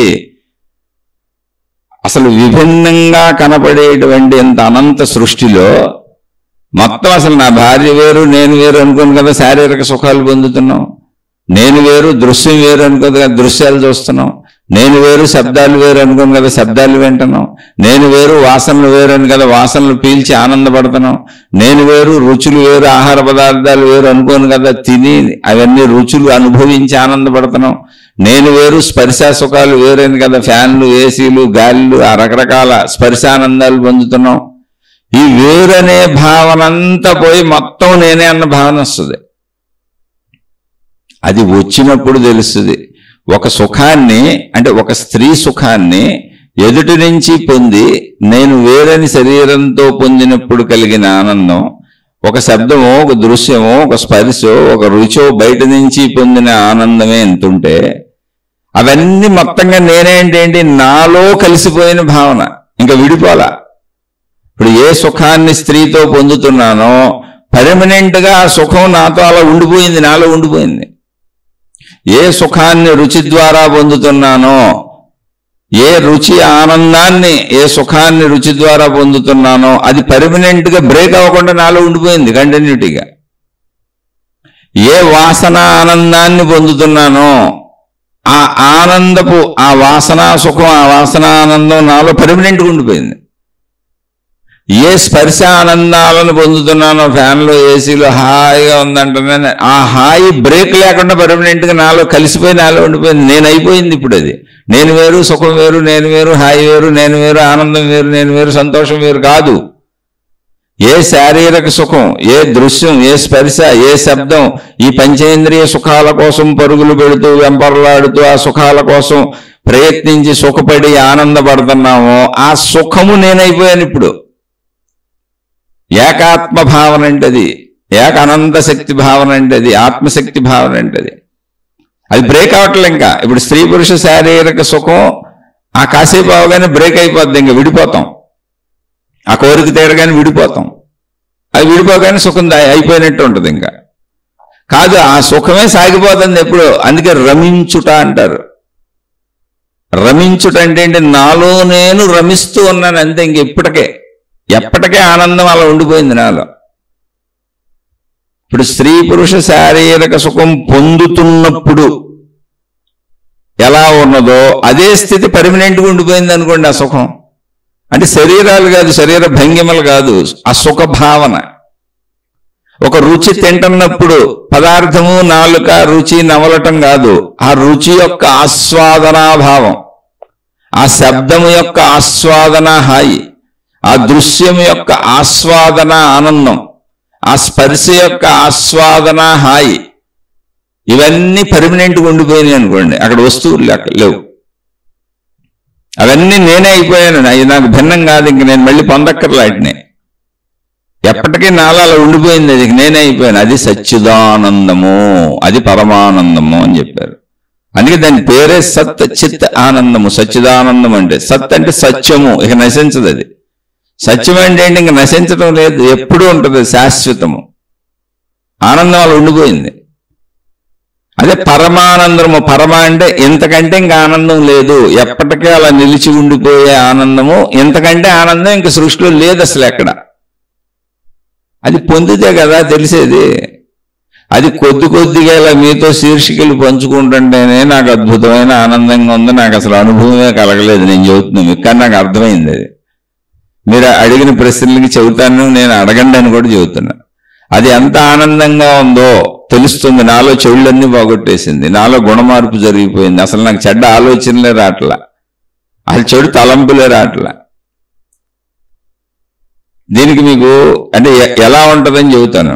మంచివాళ్ళు ధర్మాత్ముల యొక్క మనసు ఎలా ఉంటది మారితే అనేది చెబుతాను. అర్జునుడు ఇంద్ర సభకి వెళ్ళాడు దేవేంద్రుడి దగ్గరికి ఓ సందర్భంలో. వెళ్ళినప్పుడు రంభనే ఆయన దగ్గరికి పంపారు. ఆవిడ కూడా వచ్చింది అర్జునుడి దగ్గరికి, నాతో గడుపని. అంటే ఇంద్రలోకాల్లో రంభ వరవసి మేనకలతో గడుపుతారు ఆనందంగా, అక్కడ ఏం లేదు సుఖభోగాలే అని చెబుతారు. సరే ఇది ఒక కథ. అర్జునుడితో నాతో గడపమని రంభ అడిగింది ఆయన్ని. ఆవిడ దేవలోక కన్య అప్సరస, అసలు ఆవిడతో గడపడమే అదృష్టం అనుకోను కదా, స్వర్గంకి వెళ్తారు అందరూ. అర్జునుడు ఏమన్నాడు తెలుసా, అమ్మ నువ్వు నాకు తల్లి లాంటి దాని అన్నాడు. అని ఇంతకు ముందు రంభో మేనకో పేరు సరిగ్గా మర్చిపోయాను, ఇంతకు ముందు ఆవిడతో భూలోకంలో ఉన్నటువంటి వరసలు చెప్పాడు. పలానా వాళ్ళ ద్వారా నువ్వు మాకు ఇలా వరస అవుతావు, నువ్వు నాకు తల్లిదండ్రి దానివి, అయినా నేను ఇంద్రసభకి ఎంత గౌరవంతో వచ్చాను, నేను గడపను అన్నాడు. మొత్తంగా అది నువ్వు నా తల్లి లాంటి దానివి అని చెప్పాడు ఆయన. అప్పుడు ఆమె కోపం వచ్చింది. కోపం వచ్చి ఆమె ఏమన్నా తెలుసా, ఒక స్త్రీ ఎదురు వచ్చి నువ్వు నాతో శారీరక సుఖాన్ని పొందు అంటే పొందనంటావా, నేను కూడా సుఖపడదామని వచ్చాను, నిన్ను సుఖపెడదామని వచ్చాను, కాబట్టి నువ్వు స్త్రీని సంభోగించడానికి వీలు కానటువంటి నపుంసకుడుగా మారిపోతావని శాపమిచ్చింది. వాళ్ళు దేవలోక స్త్రీలు కదా. సరే అయిపోయింది. ఇది దేవేంద్రుడికి తెలిసింది. దేవేంద్రుడు అనుకున్నాడు, అరే సూపర్ అర్జునుడు మామూలుడు కాదు, అసలు రంభలాంటి ఆమె వెళ్తేనే నాకు అక్కర్లేదు అన్నాడంటే ఎంత సద్గుణవంతుడు అని. దేవేంద్రుడు ఆమె ఇచ్చిన శాపమేనైనా కానీ నీకు అది వరంలా ఉపయోగపడుతుంది పొమ్మన్నాడు. మంచోడికి శాపం హాని ప్రజలు చేద్దాం అనుకున్నా కూడా అడిగి అది వరం అవుతుంది, మేలు అవుతుంది. మంచోళ్ళకు కూడా ఇప్పుడు చెడ్డోళ్ళు హాని చేస్తారు కదండి ప్రపంచంలో. మంచిగా ఉండండి అంటారు, మేము చేతకాని వాళ్ళం అనుకుంటున్నామని చాలా మంది ప్రశ్నలు పంపుతూ ఉంటారు. మంచివాడికి చేసే హాని కూడా, మంచివాడికి ఎవరైనా హాని చేశారు, ఎవరైనా చెడు చేశారు, మంచివాడి మీద దుష్ప్రచారాలు చేశారు, వాడిని నష్టపరిచారు, కష్టపెట్టారు, ఇబ్బంది పెట్టారు, అదంతా వాడికి సుఖమే అవుద్ది. ఎలా అవుతుంది అనేది కాలంలో ఎవరికి ఎలా అయిందో వాళ్ళకే తెలుస్తుంది. అర్జునుడికి ఎలా అయిందంటే అప్పుడు దేవేంద్రుడు చెప్పాడు, ఈ వేషం ఏదైతే ఉందో ఆమె నువ్వు నపుంసకుడు అవ్వపోవాలంది కదా, అంటే నీ వేషం మారిపోద్ది, నువ్వు పేడి వేళ్ళ తయారైపోతావు, అది ఇప్పుడు జరగదు, నీ ఇష్ట ప్రకారం నువ్వు అనుకున్నప్పుడు జరుగుతుంది అన్నాడు. వాళ్ళు 1 సంవత్సర కాలం పాటు వనవాసం చేయాలి, అజ్ఞాతవాసం చేయాలి. వనవాసంలో అజ్ఞాతవాసం చివరి సంవత్సరం దాక్కోవాలి ఎవరికి తెలియకుండా, అప్పుడు జరుగుద్దులే అన్నాడు ఆయన. అప్పుడు ఆయన అసలు అర్జునుడే మారిపోయి ఇంకొకటిలా అయిపోతే ఆయన ఎట్ట పట్టుకుంటారు, పట్టుకోకూడదు, వాళ్ళు దాక్కోవాలట. అది వాళ్ళకలా ఉపయోగపడింది. అంటే మంచివాడి యొక్క సుగుణములు మంచివాడు ఎప్పుడు వదులుకోకూడదు, అవన్నీ వాడికి మేలే అవుతాయి. చెడ్డవాడి యొక్క దుర్మార్గత ఎప్పుడూ వాడికి చెడు అవుతాడు, ఎంత మంచివాళ్ళ నటించి నమ్మించి చేసిన. ఇది ఎందుకు చెప్పాను ఇక్కడంటే, అంత సద్గుణం వచ్చింది, ఎదురుగా స్త్రీ వచ్చి నన్ను అనుభవించు, నన్ను భోగించు అని చెప్పినా తప్పు చెయ్యడు, మనసులో ఆ సజ్జనత వస్తుంది. అది ఆత్మానుభవం అంటే.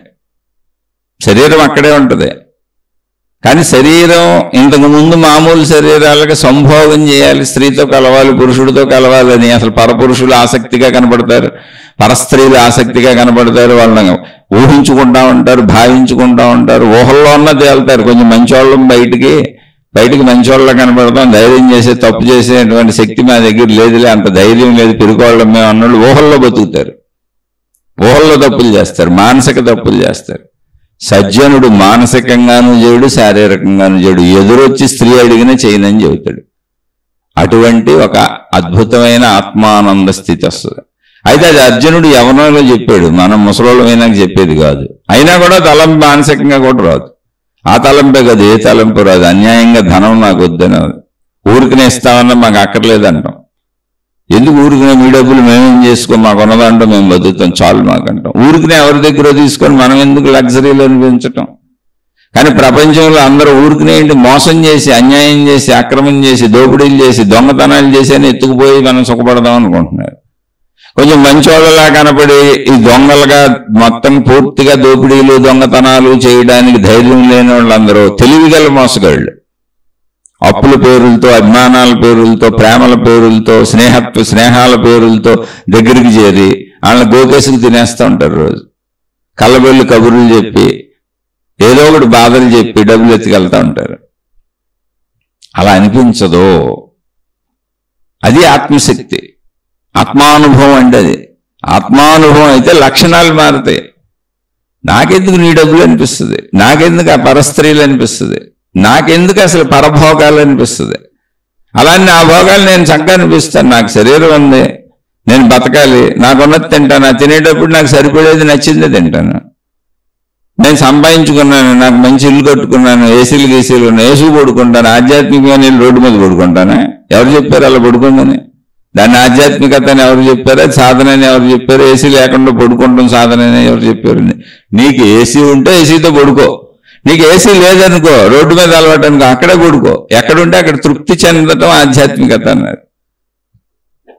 మహారాజులు ఉంటారు, వాళ్ళు కూడా ఆధ్యాత్మికతను పొందారు. జనక మహారాజు ఆధ్యాత్మికతను జ్ఞాని, ఆత్మసాక్షాత్కారం అయ్యింది, మహాజ్ఞాని. ఆయన రాజ్య పరిపాలన చేశాడు, అన్ని భోగాలు ఉన్నాయి ఆయనకి, అన్ని భోగాలు అనుభవించాడు ఆయన. అవి సహజం ఆయనకి.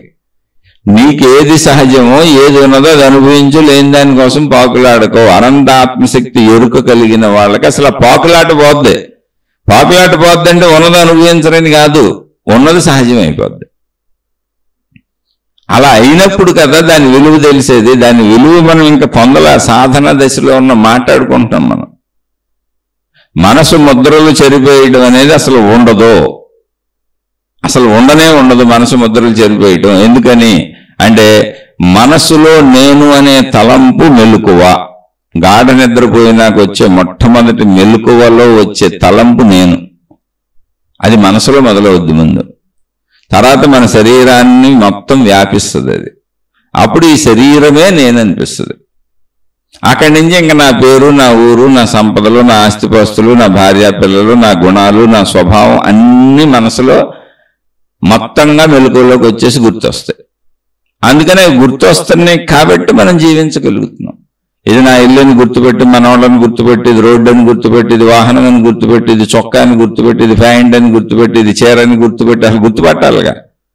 దాన్ని ఎలా వేసుకోవాలి, ఎక్కడ ధరించాలి, ఏం ధరించాలి, ఏ వస్తువు ఎక్కడ పెట్టుకోవాలి, ఏ ఆభరణం ఎక్కడ పెట్టుకోవాలి, ఏ బట్టలు ఎక్కడ వేసుకోవాలి, ఇవన్నీ తెలియాలిగా. అదంతా మనసే చెప్పుద్ది. మరి మనసులో ముద్రలన్నీ చనిపోయటం ఉండదు, చనిపోయే వరకు మనసు ఉంటుంది. మనిషి చనిపోయినా కూడా మనసు ఉంటుంది మోక్షం పొందకపోతే. మోక్షం పొందటం అంటే ముద్రలు చనిపోయటం కాదు, నేను అనంత ఆత్మశక్తినన్న ఎరుకను పొందటం. ఆ ఎరుకను పొందితే ఏమవుతుంది? అదే చెప్పాను, శరీర మనస్సులను దాటితే ప్రాణశక్తికి వెళ్తాం. అది సాధనలో భాగంగా దాటడం అని చెప్పుకుంటున్నాం. పొందినాకేమవుతుంది? జీవన్ముక్తుడికి ఒకే సమయంలో నేను అనంత ఆత్మశక్తిని అని ఏకత్వ భావన తెలుస్తుంది. అదే సమయంలో నాకు శరీరం ఉందని కూడా తెలుస్తుంది. శరీర సంబంధిత భావాలు ఎక్కడికి ఎగిరిపోవో. బతికున్నంత వరకు శరీరాన్ని నడుపుకోవాలిగా, కాలకృత్యాలు తీర్చుకోవాలిగా, నిద్రపోవాలిగా, లేవాలిగా, తినాలిగా, తాగాలిగా, బతకాలిగా. కాబట్టి జీవన్ముక్తుడికి బ్రతికి ఉన్నంత కాలము తన ఎరుకు తనకు తెలుస్తూ ఉంటుంది, తానెవరో తనకు తెలుస్తూ ఉంటుంది. అలాగే తన అనంత ఏకత్వము తెలుస్తూ ఉంటుంది. ప్రాణశక్తిని తెలుసుకుంటే, తెలుసుకోకుండా మనం ఎన్ని విన్నా మనకి ఎలాంటి ప్రశ్నలు వస్తుంటాయి, ఎలాంటి అనుమానాలు వస్తుంటాయి. అందుకని సాధన చేయాలి. అసలు సాధనలో కూడా బోరు కొట్టకూడదు, రోజు బోరు కొట్టకూడదు. బోరు కొడుతుంది అంటే అప్పుడున్న పరిస్థితులకు తగ్గట్టు బతికాయి. ఒకవేళ బోరు కొడితే తప్పంటలే నేను, మన మనుషులు ఇంకా సాధించలేదు. జ్ఞానికి బోరు కొట్టదు. ఎందుకని? ఆత్మానుభవంలో నేను అనంత ఆత్మనని ఆ పరమానందంలో సచ్చిదానందంలో ఉంటాడు. ఇందాక చెప్పాను, పరమానందము సచ్చిదానందము అంటే ఏంటి చక్కగా చెప్పాను. స్త్రీ పురుష కలయికలో అప్పుడు కలుగుతున్న సుఖం ఏదో, ఆ సుఖం పర్మనెంట్గా నాతో ఉండిపోయింది అనుకోండి, అసలు ఊడిపోకుండా. అది నేనే అయిపోయాను. ఇక ఎప్పుడు ఆ సుఖం నాకు తెలుస్తానే ఉంది.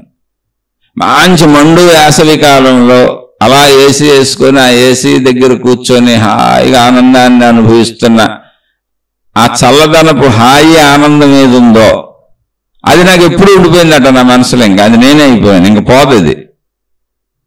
అలా పంచేంద్రియముల ద్వారా నేను పొందుతున్న సుఖము, హాయి, ఆనందము, సంతోషము ఏదుందో అది విడిపోవట్లే, ఇంకా నాతో ఉండిపోయింది. అది సచ్చిదానందము. అది ఆత్మశక్తిని నేను అన్నప్పుడు అటువంటి ఆనందం నాకు ఉండిపోద్ది ఎప్పుడు. అది పరమానందం. అంటే ఏకత్వపు మొత్తం అన్ని ఈ పంచేంద్రియ సుఖాలు ఒకటిగా కలిసిపోయినాయి, సృష్టి మొత్తం ఒకటైపోయిన శక్తి అది.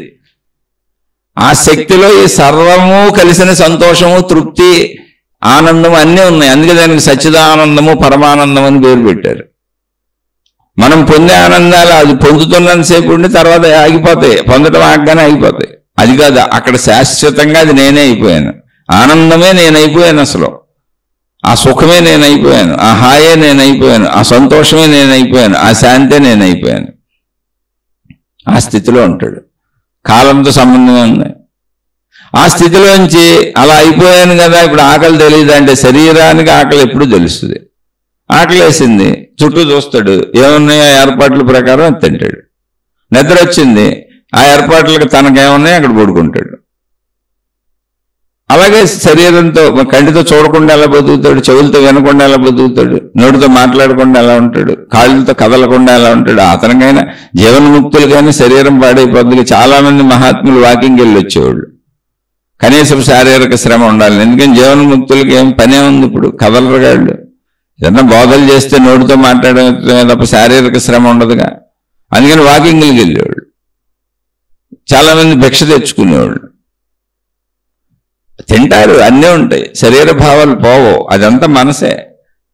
మనసు ఉంటేనే అదంతా జరుగుతుంది. కాబట్టి మనసులో ముద్రలు చెరుపేసుకోవటమే కాదు, చెడును పోగొట్టుకొని మంచిని పెంచుకోవడం. చెరుపేసుకునే ముద్రలు ఏంటి? చెడును పోగొట్టుకో, నీ ప్రయత్నం అది. అలాగే అహంకారాన్ని పోగొట్టుకో. పాత గుర్తులు అక్కర్లా, ఇంక అయిపోయింది. నేను వృద్ధాప్యానికి వచ్చాను. ఎప్పుడో మా తాతలు నేతులు తాగారు, మా మూతులు వాసన చూడండి అనే టైపులు ఎప్పుడు ఉండకూడదు.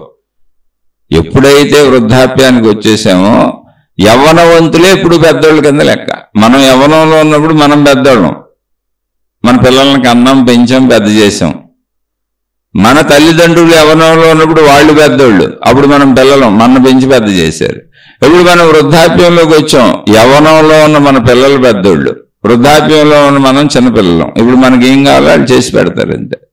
ఎందుకని శక్తి తగ్గటం, అక్కడ వయసు కాదు, శక్తి తగ్గటం. బాల్యంలో శక్తి లేదు, అప్పుడు తల్లిదండ్రులు పెంచారు. వృద్ధాప్యంలో శక్తి లేదు, ఇప్పుడు పిల్లలు పెంచుతారు, చూస్తారు. చూడపోతే అది వేకే. వృద్ధాశ్రమాలు ఉన్నాయి, నీకు అవసరమైన ఏర్పాట్లు చేసుకోండి, మీకు ఉన్నదంటే మీరు బతకండి, లేకపోతే పని మనుషులు పెట్టుకోండి, ఏదో ఒకటి చేసుకోండి, చేస్తాం అందరం ఏదో ఒకటి. కానీ అక్కడ ఘర్షణలు లేని మనసు ఆధ్యాత్మికత అంటే అది. నాకు తోచట్లేదు, నాకు తోయట్లేదు, మా పిల్లలు వదిలిపెట్టి వెళ్ళిపోయారు, లేకపోతే వాళ్ళతో నాకు అవసరం లేదు, వాళ్ళు నన్ను పట్టించుకోరు, వీళ్ళు నన్ను పట్టించుకోరు. ఇది కాదు అసలు. నేను చచ్చిపోవాలి, అదే అహంకారపు నేను. అసలు ఎవరో నన్ను పట్టించుకోవక్కర్లా, నేను వృద్ధాప్యానికి వచ్చాను, నా స్థితిని నేను అంగీకరిస్తాను.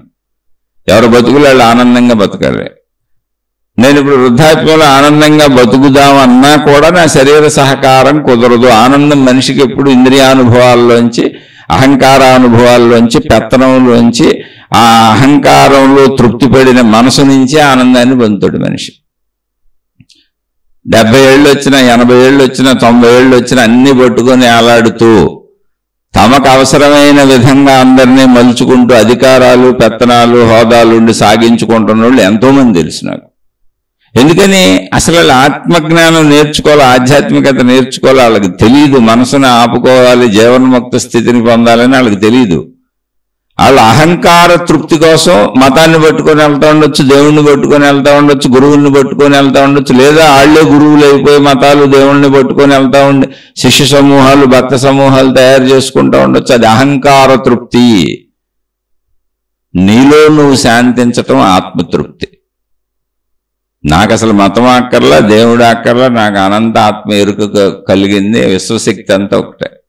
అందులో మతాలు ఎక్కడ ఉన్నాయి, దేవుళ్ళు ఎక్కడ ఉంటారు? అసలు నా మార్గమే కరెక్ట్, నాదే రైటు, నీ తప్పు అనేది ఎక్కడ ఉంటుంది? ఆత్మతృప్తి అంటారు దాన్ని. ఆత్మతృప్తి అంటే ఏంటి? ప్రపంచములోని, సృష్టిలోని అన్ని విషయాల పట్ల అది శాంతించింది, తృప్తి పొందింది. ఇంకా వాటి గురించి ఆలోచించట్లే, విచక్షణగా వాటి గురించి కొట్టుకోవట్లే అసలు. అది అటువంటి తృప్తి కలగాలి. అది సాధన చేస్తే కలుగుతుంది అన్న నేను చెప్తున్నా, నాకే కలిగింది. నేను ఇందాక మీకు చెప్పింది అదే, నేను ఇప్పుడు ఏ తప్పులు చేయను. నాకు 55 ఏళ్ళు, ఏ తప్పు చేయను. మీరు ఎదురొచ్చి నాకు తప్పులు, ఇప్పుడు నాకు ఎదురొచ్చి నేను జీవితకాలం మౌనం పెట్టుకున్నా. మొత్తం నాకు ధనం అవన్నీ చాలా ఇబ్బంది అయింది. అప్పటి వరకు చేస్తున్న వ్యాపారాలు సమస్తం వదిలేసి ఇప్పుడు నాకేం లేవు, అసలు ఆదాయ వనరు లేదు. నేను సంపాదనలో ఉన్నప్పుడు దాచుకున్నటువంటి వాటితోనే నేను బతుకుతున్నా. అప్పుడే ఉండడానికి ఇల్లు కట్టుకున్నా కాబట్టి ఇల్లు సమస్య లేదు. అసలు నా పిల్లలు ఇంకా సెటిల్ అవ్వలేదు. అప్పుడు నేను నా పరిస్థితి చూసి నాతో పరిచయం ఉన్నటువంటి అనేక మందిలో ఒకే ఒక్క వ్యక్తి, ఏంటంటే మీకు ఏ సహాయం కావాలన్నా నేను చేస్తాను, మీరు ఇలా అవన్నీ వదిలేసి జీవితకాలం మౌనం పెట్టుకున్నారు, మీరు కొంచెం ఇబ్బంది పడబాకండి, నేను చేస్తాను. ఆయన కోటేశ్వరుడే, నేను చేస్తానన్నాడు. నాకు వద్దండి అన్నాడు. అడిగారు పాపం. అంటే సృష్టి అది కూడా కల్పించింది. ఒకవేళ నువ్వు జీవితకాలం మౌనం పెట్టుకున్నాను, డబ్బు లేదని దుఃఖపడతావేమో అని ఒకరిని చూపించింది. లేదా ఆయన మంచితనం పాపం వచ్చాడు, ఏదో తెలిసిన ఆయన కదా, ఎప్పటి నుంచో తెలుసు, మంచోడని తెలుసు, ఏదో పరిస్థితులు తెచ్చాలి అయిపోయాడు, నేను సాయం చేస్తానండి అని. నాకు వద్దండి, మేము మాకు ఉందంతో బతుకుతాం. ఇప్పుడు నిజంగా నేను గతంలో బ్రతికిన బ్రతుకుతో పోల్చుకుంటే ఒక 100 రెట్లు, 150 రెట్లు, 200 రెట్లు తక్కువలో బతుకుతున్నా. రెట్లు. నా పిల్లలు కూడా అలాగే బతుకుతున్నారు. ఏమైంది అంటున్నా, ఏమైంది ఇప్పుడు అలా బతకడానికి? ఎలా బతికినా రేపు చచ్చిపోతాం. ఒకవేళ నిజంగా నా పిల్లలకి అర్థం కాకపోవచ్చు, అర్థమైందో అర్థం కాలేదో, నన్నైతే నా ఇంట్లో ఎవరో బాధ పెట్టలే. ఉన్న పరిస్థితులకి అందరూ ఇలాగే ఉందామని చెప్పారు. అందరితో చెప్పి మాట్లాడినాకే మౌనం పెట్టుకున్నాను. మరి నేను తీసుకోలేదు, నాకు డబ్బు ఇస్తా అన్నారు. వద్దన్నా నేను, నాకు అక్కర్లేదండి అన్నాను. ఉన్నదాంతో బతుకుతా. లేదు మళ్ళీ ఏదన్నా ఇప్పుడు గడుస్తుందేమో, నా పిల్లలు సెటిల్ అయిపోతారేమో అని చూస్తున్నా. నా పిల్లలకి ఏదైనా ఉద్యోగం వచ్చి సెటిల్ అయిపోయారు అనుకో, మా అమ్మాయి చదువు ఈ సంవత్సరం పూర్తి అయిపోయింది, అయితే ఇంకా ఉద్యోగం రాలా, వెతుక్కుంటుంది. అంటే ఐటీ రంగం వైపు చదివింది ఆమె. ఇప్పుడు ఐటీలో ఉద్యోగాలు అన్నీ తీసేస్తున్నారు, అసలు ఉద్యోగాలు ఇవ్వకటం కాదు, తీసేస్తున్నారు. సరే ఏదో ఆవిడ గొడవ ఆవిడ పడుతుంది, అదేం ప్రాబ్లం కాదు, విషయం చెబుతున్నా. అది మాకు ఇబ్బంది లేదు. కాలంలో ఏం జరగాలి అది జరుగుద్ది. నేనేం సృష్టిని తిప్పేస్తానా? నా మనసును తృప్తిపరుచుకోవడానికి, నాలో చెడు గుణాలు పోగొట్టుకోవడానికి, నా మనసులో మంచిని పెంచుకోవడానికి, నాలో మంచిని పెంచుకోవడానికి, నేను ఒక అనంత ఆత్మశక్తిని తెలుసుకోవడానికి, నా సుఖభోగాలకు సంబంధం లేదు. ప్రపంచంలో నేను పొందేవాడికి అసలు సంబంధం లేదు. నేను ఎంత కష్టపడితే అంత పొందుతాను, ఎవరెంత కష్టపడితే అంత పొందుతారు, మా పిల్లలైనా సరే. నేను కష్టపడకుండా నేను ఆత్మశక్తిని తెలుసుకున్నాను కాబట్టి నాకు కోటాను కోట్లు వచ్చేసి సుఖభాగాలు వచ్చాయని ఎందుకు వస్తే రావు? ఏ జీవన్ముక్తుడికి రాలా? అందుకే వాళ్ళు కష్టపడలేదు కాబట్టి భిక్షెత్తుకున్నారు. వాళ్ళు చనిపోయేవరకు అలాగే బతికారు. రమణ మహర్షి వ్యాపారాలు చేయలేదు, ఏ బిజినెస్లు పెట్టలేదు, ఆయన ఏ ధన సంపాదనకి ప్రయత్నించలేదు, బోచబెట్టుకు కూర్చున్నారు, భిక్షాటం చేశారు. కాబట్టి చివరి రోజు వరకు అలాగే ఉన్నారు. ఆయన చెప్పిన మాటలు బోధలు విని ఆ తర్వాత పుస్తకాలు రాసుకున్న వాళ్ళు ఆయన బోధలతో పుస్తకాలు అమ్ముకొని రాయల్టీలు తెచ్చుకొని పుస్తకాల మీద లాభాలతో ఆయన శిష్యులని ఆయన భక్తులని ఆయన డబ్బు గడించారు తప్ప ఆయనకే డబ్బు రాలేదు. అలా ఏ దేవుడి దగ్గరైనా అంతే, ఏ మహాత్ముడి దగ్గరైనా అంతే. ఏంటి నిజమైన వాళ్ళు, రమణ మహర్షి లాంటి, షిరిడి సాయిబాబా లాంటి నిజమైన వాళ్ళు. తర్వాత వాళ్ళని అనుసరించేవాళ్ళు వాళ్ళ మీద పుస్తకాలు రాసేసి, వాళ్ళ బోధల పుస్తకాలు రాసేసి, వాళ్ళ ప్రచారాలని అవన్నీ అమ్మేసి డబ్బులు సంపాదించుకొని వాళ్ళు దర్జాగా బతుకుతూ మేము మళ్ళీ సాయిబాబా లాంటి వాళ్ళమే, రమణ మహర్షి లాంటి వాళ్ళమే చెబుతూ ఉండొచ్చు. నమ్మేవాళ్ళు నమ్మండి, లేనివాళ్ళు లేదు.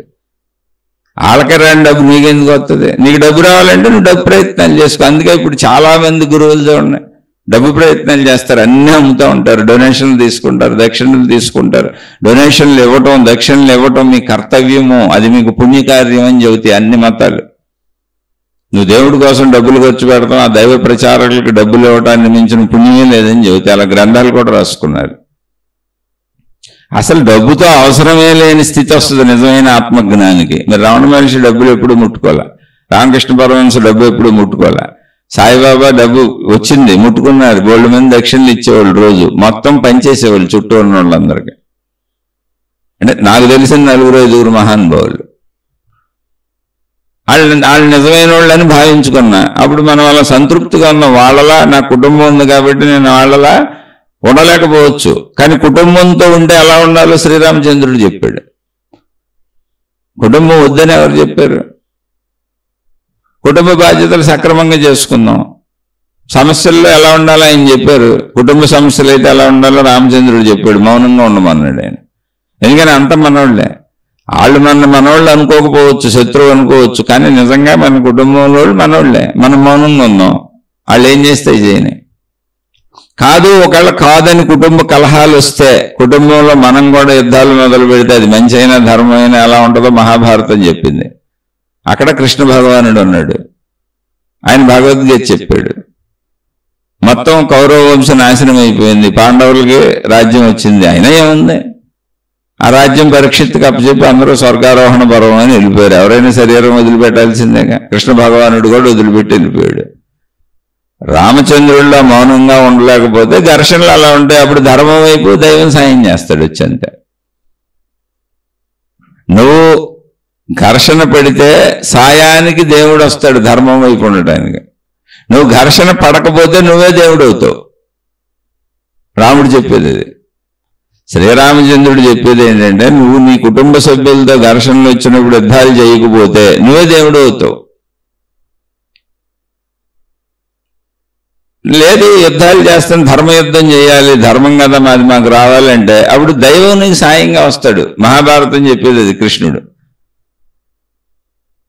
యుద్ధం చేయి, సాయంగా దైవం వస్తారు. నువ్వు ధర్మం నీదైతే, ఎటు ధర్మం ఉంటే అటు ధర్మం వైపు దైవం ఉంటారు. అందులో నీ ఇష్టం. కొంతమంది ఆగలేరు, గొడవలు పడతా కొట్టుకుంటూ ఉంటారు. 2 మంది రోడ్లు ఎక్కుతారు చూడండి కుటుంబ సభ్యులు.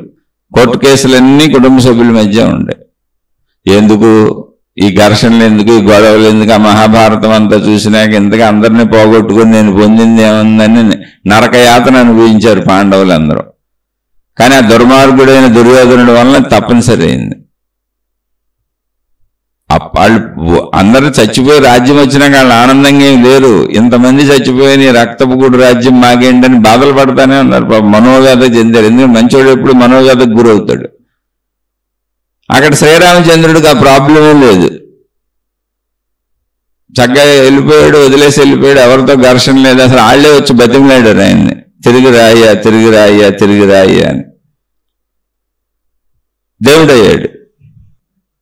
ఇక్కడ రాముడు దేవుడైనా, కృష్ణుడు సాయంగా వచ్చినా అప్పటి దేశకాల పరిస్థితుల రీత్యా జరిగినటువంటి విషయము. కానీ ధర్మానికి ఒక విధానం ఉంటుంది, ధర్మానికి సాయం ఉంటుంది, ధర్మం దైవంగా మారుతుంది అనేటువంటిది ఒక ప్రకృతి సత్యాన్ని మనం గమనిస్తున్నాం. అది మహాత్ములు మనకు అందించారంటే ఈ గ్రంథాల రూపంలో. ఇక్కడ మనం ఎప్పుడైతే ఆత్మజ్ఞాన మార్గ ప్రయాణం సాగుతుందో, మనసులో ముద్రలు జరిపేసుకోవటం, లేకపోతే మనసు గురించి తెలుసుకోవటం, అహంకారం గురించి తెలుసుకోవటం, మనలో ఉన్న మనం గమనించుకోవడం, మనం మార్చుకునే ప్రయత్నం చేసుకోవటం, ఈ సబ్జెక్టు వివరాలు మాట్లాడతామే. పంచేంద్రియాలు, పంచభూతాలు, జ్ఞానేంద్రియాలు, కర్మేంద్రియాలు, త్రిగుణములు, ఇలా పంచకోశములు, ఇలా మాట్లాడతాము. ఇదంతా ఓన్లీ వివరణ. అర్థం అవడానికి ఏమి లేదు అందులో. నిజంగా అది అర్థమైతే ఎలా ఉంటుంది అంటే గుణమార్పు కలుగుతుంది. ఒక్కసారిగా మోక్షం వచ్చి మీద పడిపోదు. మనసు ముద్రలు జరిపేసుకోవటం కాదు, మోక్షం వచ్చి మీద పడిపోవటం కాదు. వివరణలో వివరణాత్మకంగా మాట్లాడుకుంటున్నాం. మనసు అంటే ఇది, బుద్ధి అంటే ఇది, శరీరం అంటే ఇది, అహంకారం అంటే ఇది, ఆత్మ అంటే ఇది, ప్రాణశక్తి అంటే ఇది, ఎప్పుడెప్పుడే పేర్లు పెట్టారు, దీన్ని ఎలా పిలిచారు, ఇదంతా ఒక చదువు అంతే. అయిన పేర్లు కాదు. స్థితి మారుతుంది. ఏంటి స్థితి మారుతుంది? మనిషికి ఉన్నాయి పంచేంద్రియ కోరికలు. పంచేంద్రియ కోరికల్లో శారీరక కోరిక. ఎదుట వాళ్లే వచ్చి అడిగి తప్పు చేద్దామన్నా చేయడు.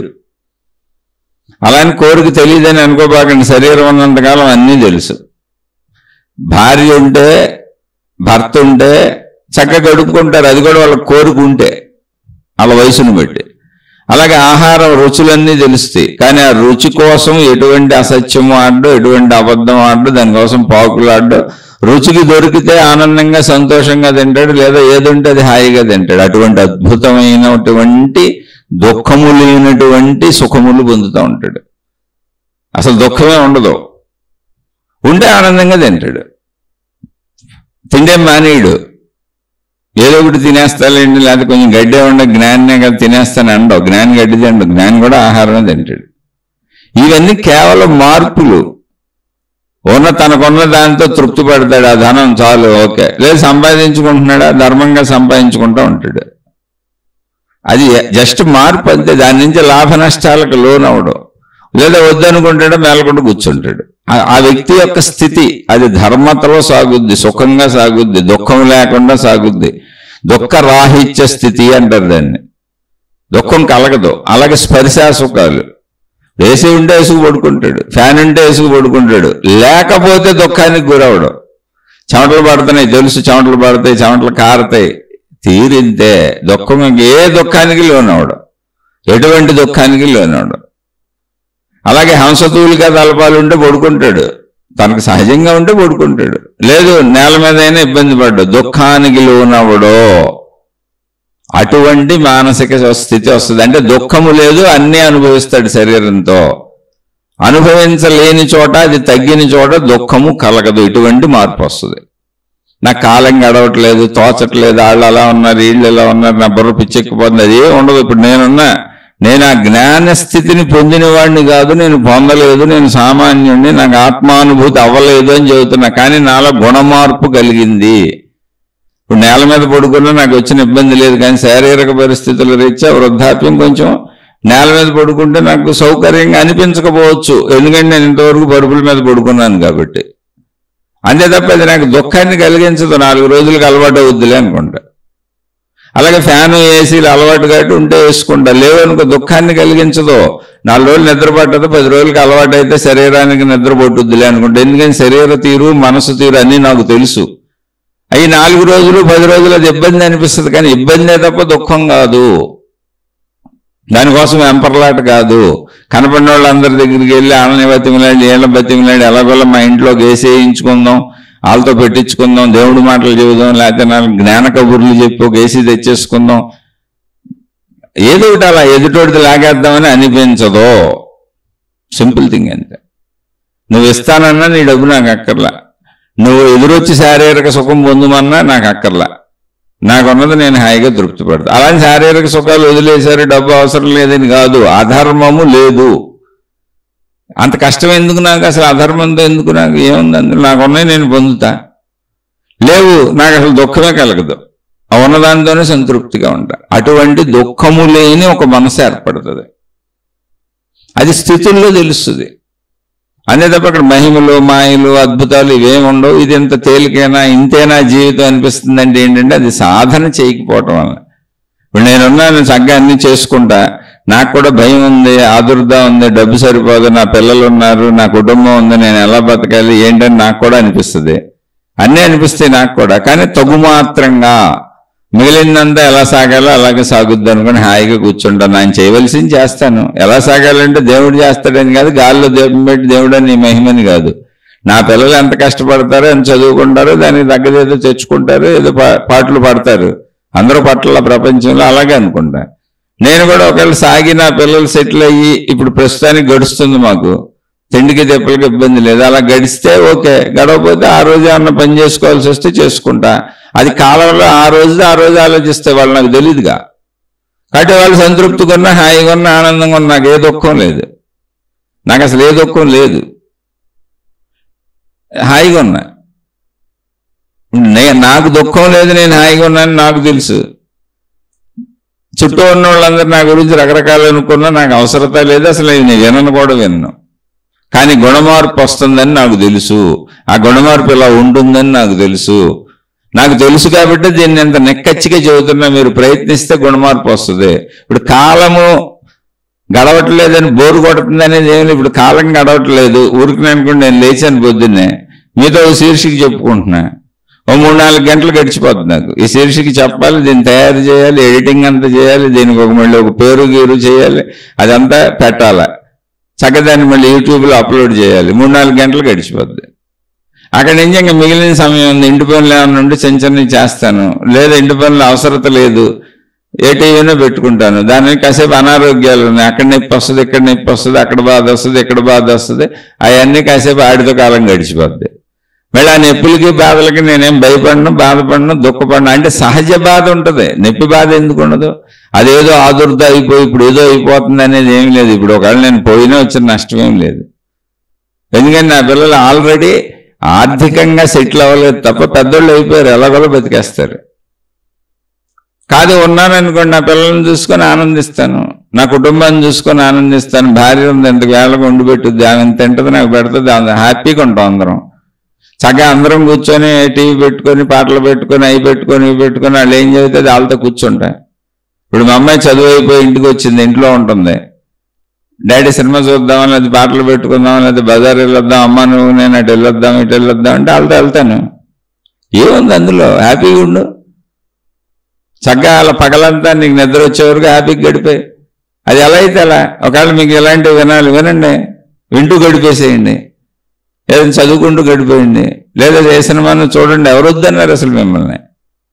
మీరు దుఃఖము లేకుండా రోజును ప్లాన్ చేసుకోండి. అహంకారం అసలు పెట్టుకోబాకండి. అహంకారంతో మనకేం పని? ఆడాలన్నాడు, ఏదాలన్నా, వీళ్ళు నా మాట మీద వాళ్ళు అటుపోయారు, వీళ్ళు ఇటుపోయారంటే అహంకార తృప్తికి అలవాటు పడిపోయిన వాళ్ళకి కాలం గడవదు. జ్ఞానులకి అహంకార తృప్తి ఉండదు. జ్ఞానం అంటే అది. జ్ఞానానికి కాలము అతీతము.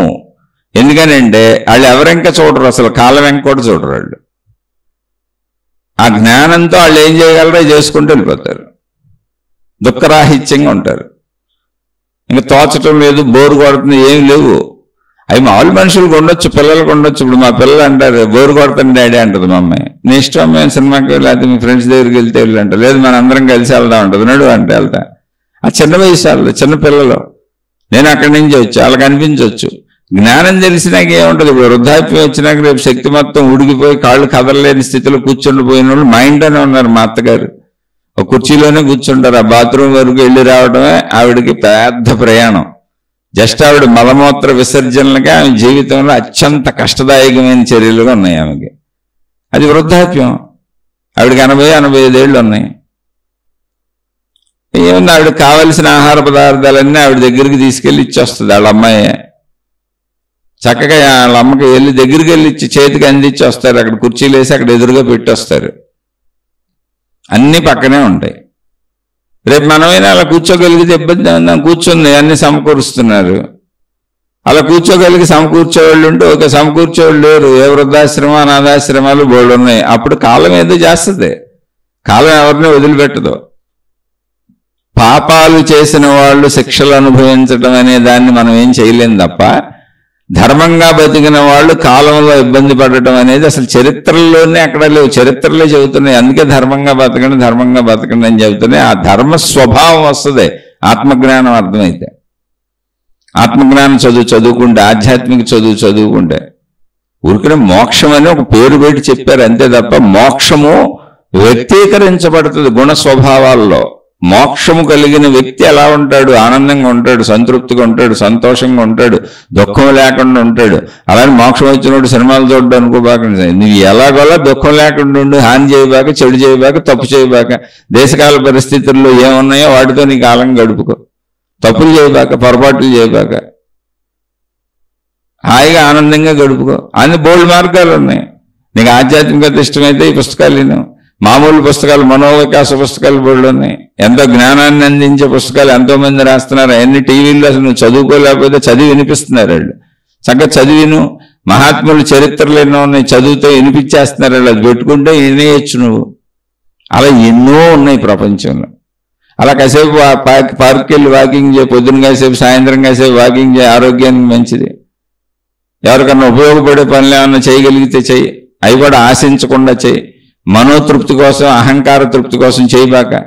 ఎదుటి వాళ్ళ మేలు కోసం చేయి. ఏదో ఒకటి చేయి. అచ్చేస్తావా, ఇచ్చేస్తావా. మొత్తానికి దుఃఖం లేకుండా హాయిగా ఉండు. జీవితం ఇంతేనా అని ఎప్పుడు అనుకోబాకండి. జీవితం ఇంతేనా, కేవలం మనసు ముద్రలు జరుపుకోవడానికైనా, ఆ ముద్రలు జరుపుకుంటే ఇంకా ఏమీ లేదా అనేది ఒక నిరాశావాదంలోంచి వస్తుంది. అలా ఎందుకు అనిపిస్తుంది అంటే అసలు మనం ప్రయత్నించలేదు కనుక. ఆత్మజ్ఞానం వైపు అడుగులు పడిన వాళ్ళకి అలా అనిపించదు. దానికి నేనే ఉదాహరణ, మీకు ఎవరు కూడా కాదు. నా గుణాలే చెబుతున్నా. నాకెవరో నాకెట తెలిస్తే? నాకు తెలియదుగా. నాలో అసలు ఇప్పుడు దుఃఖరాహిత్యము అంటే నాకు ఎక్కువగా ఏ విషయంలోనూ పెద్ద దుఃఖం కలగదు. అలాంటి దుఃఖం కలగదా అంటే మరి మా అబ్బాయికో మా అమ్మాయికో మా ఆవిడకో లేదా మా అత్తగారికో మా ఇంట్లో ఉన్నారు వీళ్ళు, వాళ్ళకి ఏదైనా బాధ వస్తే ఇబ్బంది వస్తే నేను చెయ్యాలిగా. నా కొడుకు కూతురు నా భార్యకి బాధ వస్తే బాధ కలుగుద్దుగా, మా అత్తగారికి చేయాలిగా. అప్పుడు వస్తుంది బాధ, వస్తుంది భయం వేస్తుంది, కాసేపు అంతే, అది స్పందన. మళ్ళీ ఎప్పుడు హాయిగా ఉంటాను, అది అయిపోద్ది, అది దాటేస్తాను, ఆ చేయాల్సినవి చేసేసుకుంటాను. కాసేపు ఏదో జరుగుద్ది, లేదా 4 రోజులు ఏదో జరుగుద్ది, ఆ జరిగిన దానికి స్పందిస్తాను. ఆ స్పందనకు తగ్గట్టు భయపడాలో బాధపడాలో దుఃఖపడాలో స్పందనలు వస్తాయి, కానీ అవి శాశ్వతం కాదు. అది ఎప్పుడు ఇది దాటి వెళ్ళిపోతే మళ్ళీ నా హాయి నాకు ఉంటుంది. అందుకే మీకు చూడండి, గమనించండి, మ్యాక్సిమం ఎప్పుడైనా తీవ్రమైన అనారోగ్యాలకు లోనయ్యి లేదా తీవ్రంగా ఏదైనా ఇంటి పరిస్థితులు నేను చేయవలసినవి వస్తే తప్ప ప్రతిరోజు ఏదో ఒక శీర్షిక మీకు పెడతానే ఉంటా. మీకు గంటన్నర శీర్షిక పెట్టాలంటే నాకు 4 గంటల పైన టైం పట్టుద్ది. ముందు నేను అంతసేపు చెప్పాలి దాన్ని. ఆ చెప్పిన దాన్ని అంతా మళ్ళీ ఎడిటింగ్ చేయాలి. ఎడిటింగ్ చేసిన దానికి అంతా కూడా మళ్ళీ ఒక టైటిల్ డిజైనింగ్ చేసి ఆ టైటిల్ ఇది కలిపి మళ్ళీ దాన్ని నేను మిక్స్ చేయాలి. మిక్స్ చేసిన దాన్ని మళ్ళీ తీసుకెళ్లి యూట్యూబ్లో అప్లోడ్ చేయాలి. అన్నిటికీ టైం పట్టుద్ది. 4 గంటలు ఈజీగా పట్టుద్ది. 3-4 గంటలు గడిచిపోతుంది నాకు. అలా అని చక్కగా ఇలా మీతో చెబుతూ పంచుకుంటున్నా, నలుగురికి ఉపయోగపడుతుంది, నాకు ఉపయోగపడుతుంది, నాకు కాలం అలా గడుస్తుంది, అర్థమైందని ఎవరన్నా చెప్తున్నారు, మేము కూడా మాకు అర్థమవుతుందండి, ఆనందంగా ఉన్నామని చెప్తున్నారు, ఆనందం కలుగుతుంది. ఇతరులకు అలా ఉపయోగపడితే మంచిదేగా. అయితే మళ్ళీ ఆనందం మీకు కలిగించాను కదా, మీరు నాకు కృతజ్ఞత చెల్లించండి, ఇంత ఫీజులు కట్టండి, ఇంత డబ్బులు ఇవ్వండి, లేకపోతే మా ఇంటికి పండు ఫలం తీసుకురండి, లేకపోతే మా ఇంటికి సేవలు చేయండి, లేకపోతే నేను ఒక ఆశ్రమమో పీఠమో మఠమో పెడతాను, మీరు వచ్చి అక్కడ సేవలు చేసి డొనేషన్లు ఇవ్వండి, మనందరం కలిసి ప్రపంచాన్ని ఆత్మజ్ఞానమయంగా మార్చేద్దాం, ప్రపంచంలో ఉన్న వాళ్ళందరినీ ఆధ్యాత్మికుల్ని చేసేద్దాం, ఆత్మజ్ఞానుల్ని చేసేద్దాం అనే ఆరాటం పోరాటం నాకేం లేదు. ఎందుకు లేదో చెప్పనా? ఇప్పటికి ఎంతమంది వచ్చారు, ఎంతమంది వెళ్ళారు, ఇప్పుడు ఎంతమంది ఉన్నారు, ఎన్ని లక్షల కోట్ల గ్రంథాలు ఉన్నాయి. ప్రపంచం అలాగే ఉంటుంది. అందులో ఇంట్రెస్ట్ ఉన్నాడు ఒకడు, వాడే వెతుక్కొని తెలుసుకొని మారుతాడు. స్త్రీలైన పురుషులైన వాళ్ళు ఎత్తుక్కుంటారు. ఎందుకని? ప్రపంచం అంతా ఆత్మజ్ఞాన చదువు పరిచేస్తుంది. ఆత్మజ్ఞాన గ్రంథాలు అలా పరవబడి ఉన్నాయి. ఎప్పుడు ప్రతి తరంలోనూ ఏదో ఒక మహాత్ముడు వచ్చి ఆత్మజ్ఞానాన్ని పొంది నేను జీవన్ముక్తున్నయ్యానని నిరూపించి మళ్ళీ బోధలు చేసి అందరికీ చెప్పి వెళ్తున్నాడు. అలా అనేక మతాలు ఉన్నాయి, అనేక మత మార్గాలు ఉన్నాయి, అనేక గురువులు ఉన్నారు, అనేక గురు మార్గాలు ఉన్నాయి. ప్రపంచం మొత్తం ఏదో ఒక రూపంలో భక్తితో దైవంతో నిండిపోయే ఉంది. అందులో కావలసిన వాళ్ళు ఎత్తుక్కొని వాళ్ళు వస్తారు. నన్ను నేను తెలుసుకోవాలి, నా సంపూర్ణతను తెలుసుకోవాలనుకున్న వాళ్ళు వాళ్ళే పరిగెత్తుకొస్తారు. కాదు మేమే పరిగెత్తుతాం అన్న వాళ్ళందరూ మనసు ఆరాటం, మనసు పోరాటం. అది ఆ ప్రచార ఆర్భాటాలన్నీ మనసు ఆరాట పోరాటాలు. ముందు నువ్వు తరింపు చేసుకో, తర్వాత ప్రపంచం మాట దేవుడు. ప్రపంచాన్ని సృష్టి గురించి సృష్టి చూసుకుంటుంది, విశ్వం గురించి విశ్వశక్తి చూసుకుంటుంది, నీ గురించి నువ్వు చూసుకో. ఇప్పుడు పుట్టించింది ఎవరో, సృష్టి చేసింది ఎవరో, వాళ్ళు చేయలేండి, అన్నీ వాళ్ళకి తెలియదేంటి. నువ్వు వెళ్ళిపోయి ఇప్పుడు అన్నీ చేసేయడానికి వాళ్ళ నుంచి హక్కులు తెచ్చుకున్నావా, పవర్ ఆఫ్ అటార్నీ రాయించి తెచ్చుకున్నావా విశ్వశక్తి నుంచి? ఇవన్నీ మన భ్రమలు, మన మానసిక, ఇవన్నీ అహంకార తృప్తులు అంటారు. నేను ఏదో చేయాలని ఒకటి అనిపిస్తూ ఉంటుంది. అలానే చేయటం తప్పని నేను ఎవరిలో ఆ విషయం చెబుతున్నా. గుణమార్పు అనేది వస్తుంది, అది శాంతినిస్తుంది, తృప్తినిస్తుంది, హాయినిస్తుంది, సంతోషాన్ని ఇస్తుంది.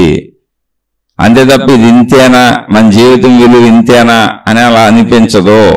దీనికోసమైనా ఇంత ఆరాటం పోరాటం అని అనిపించదు. సంతృప్తిగా ఉంటుంది.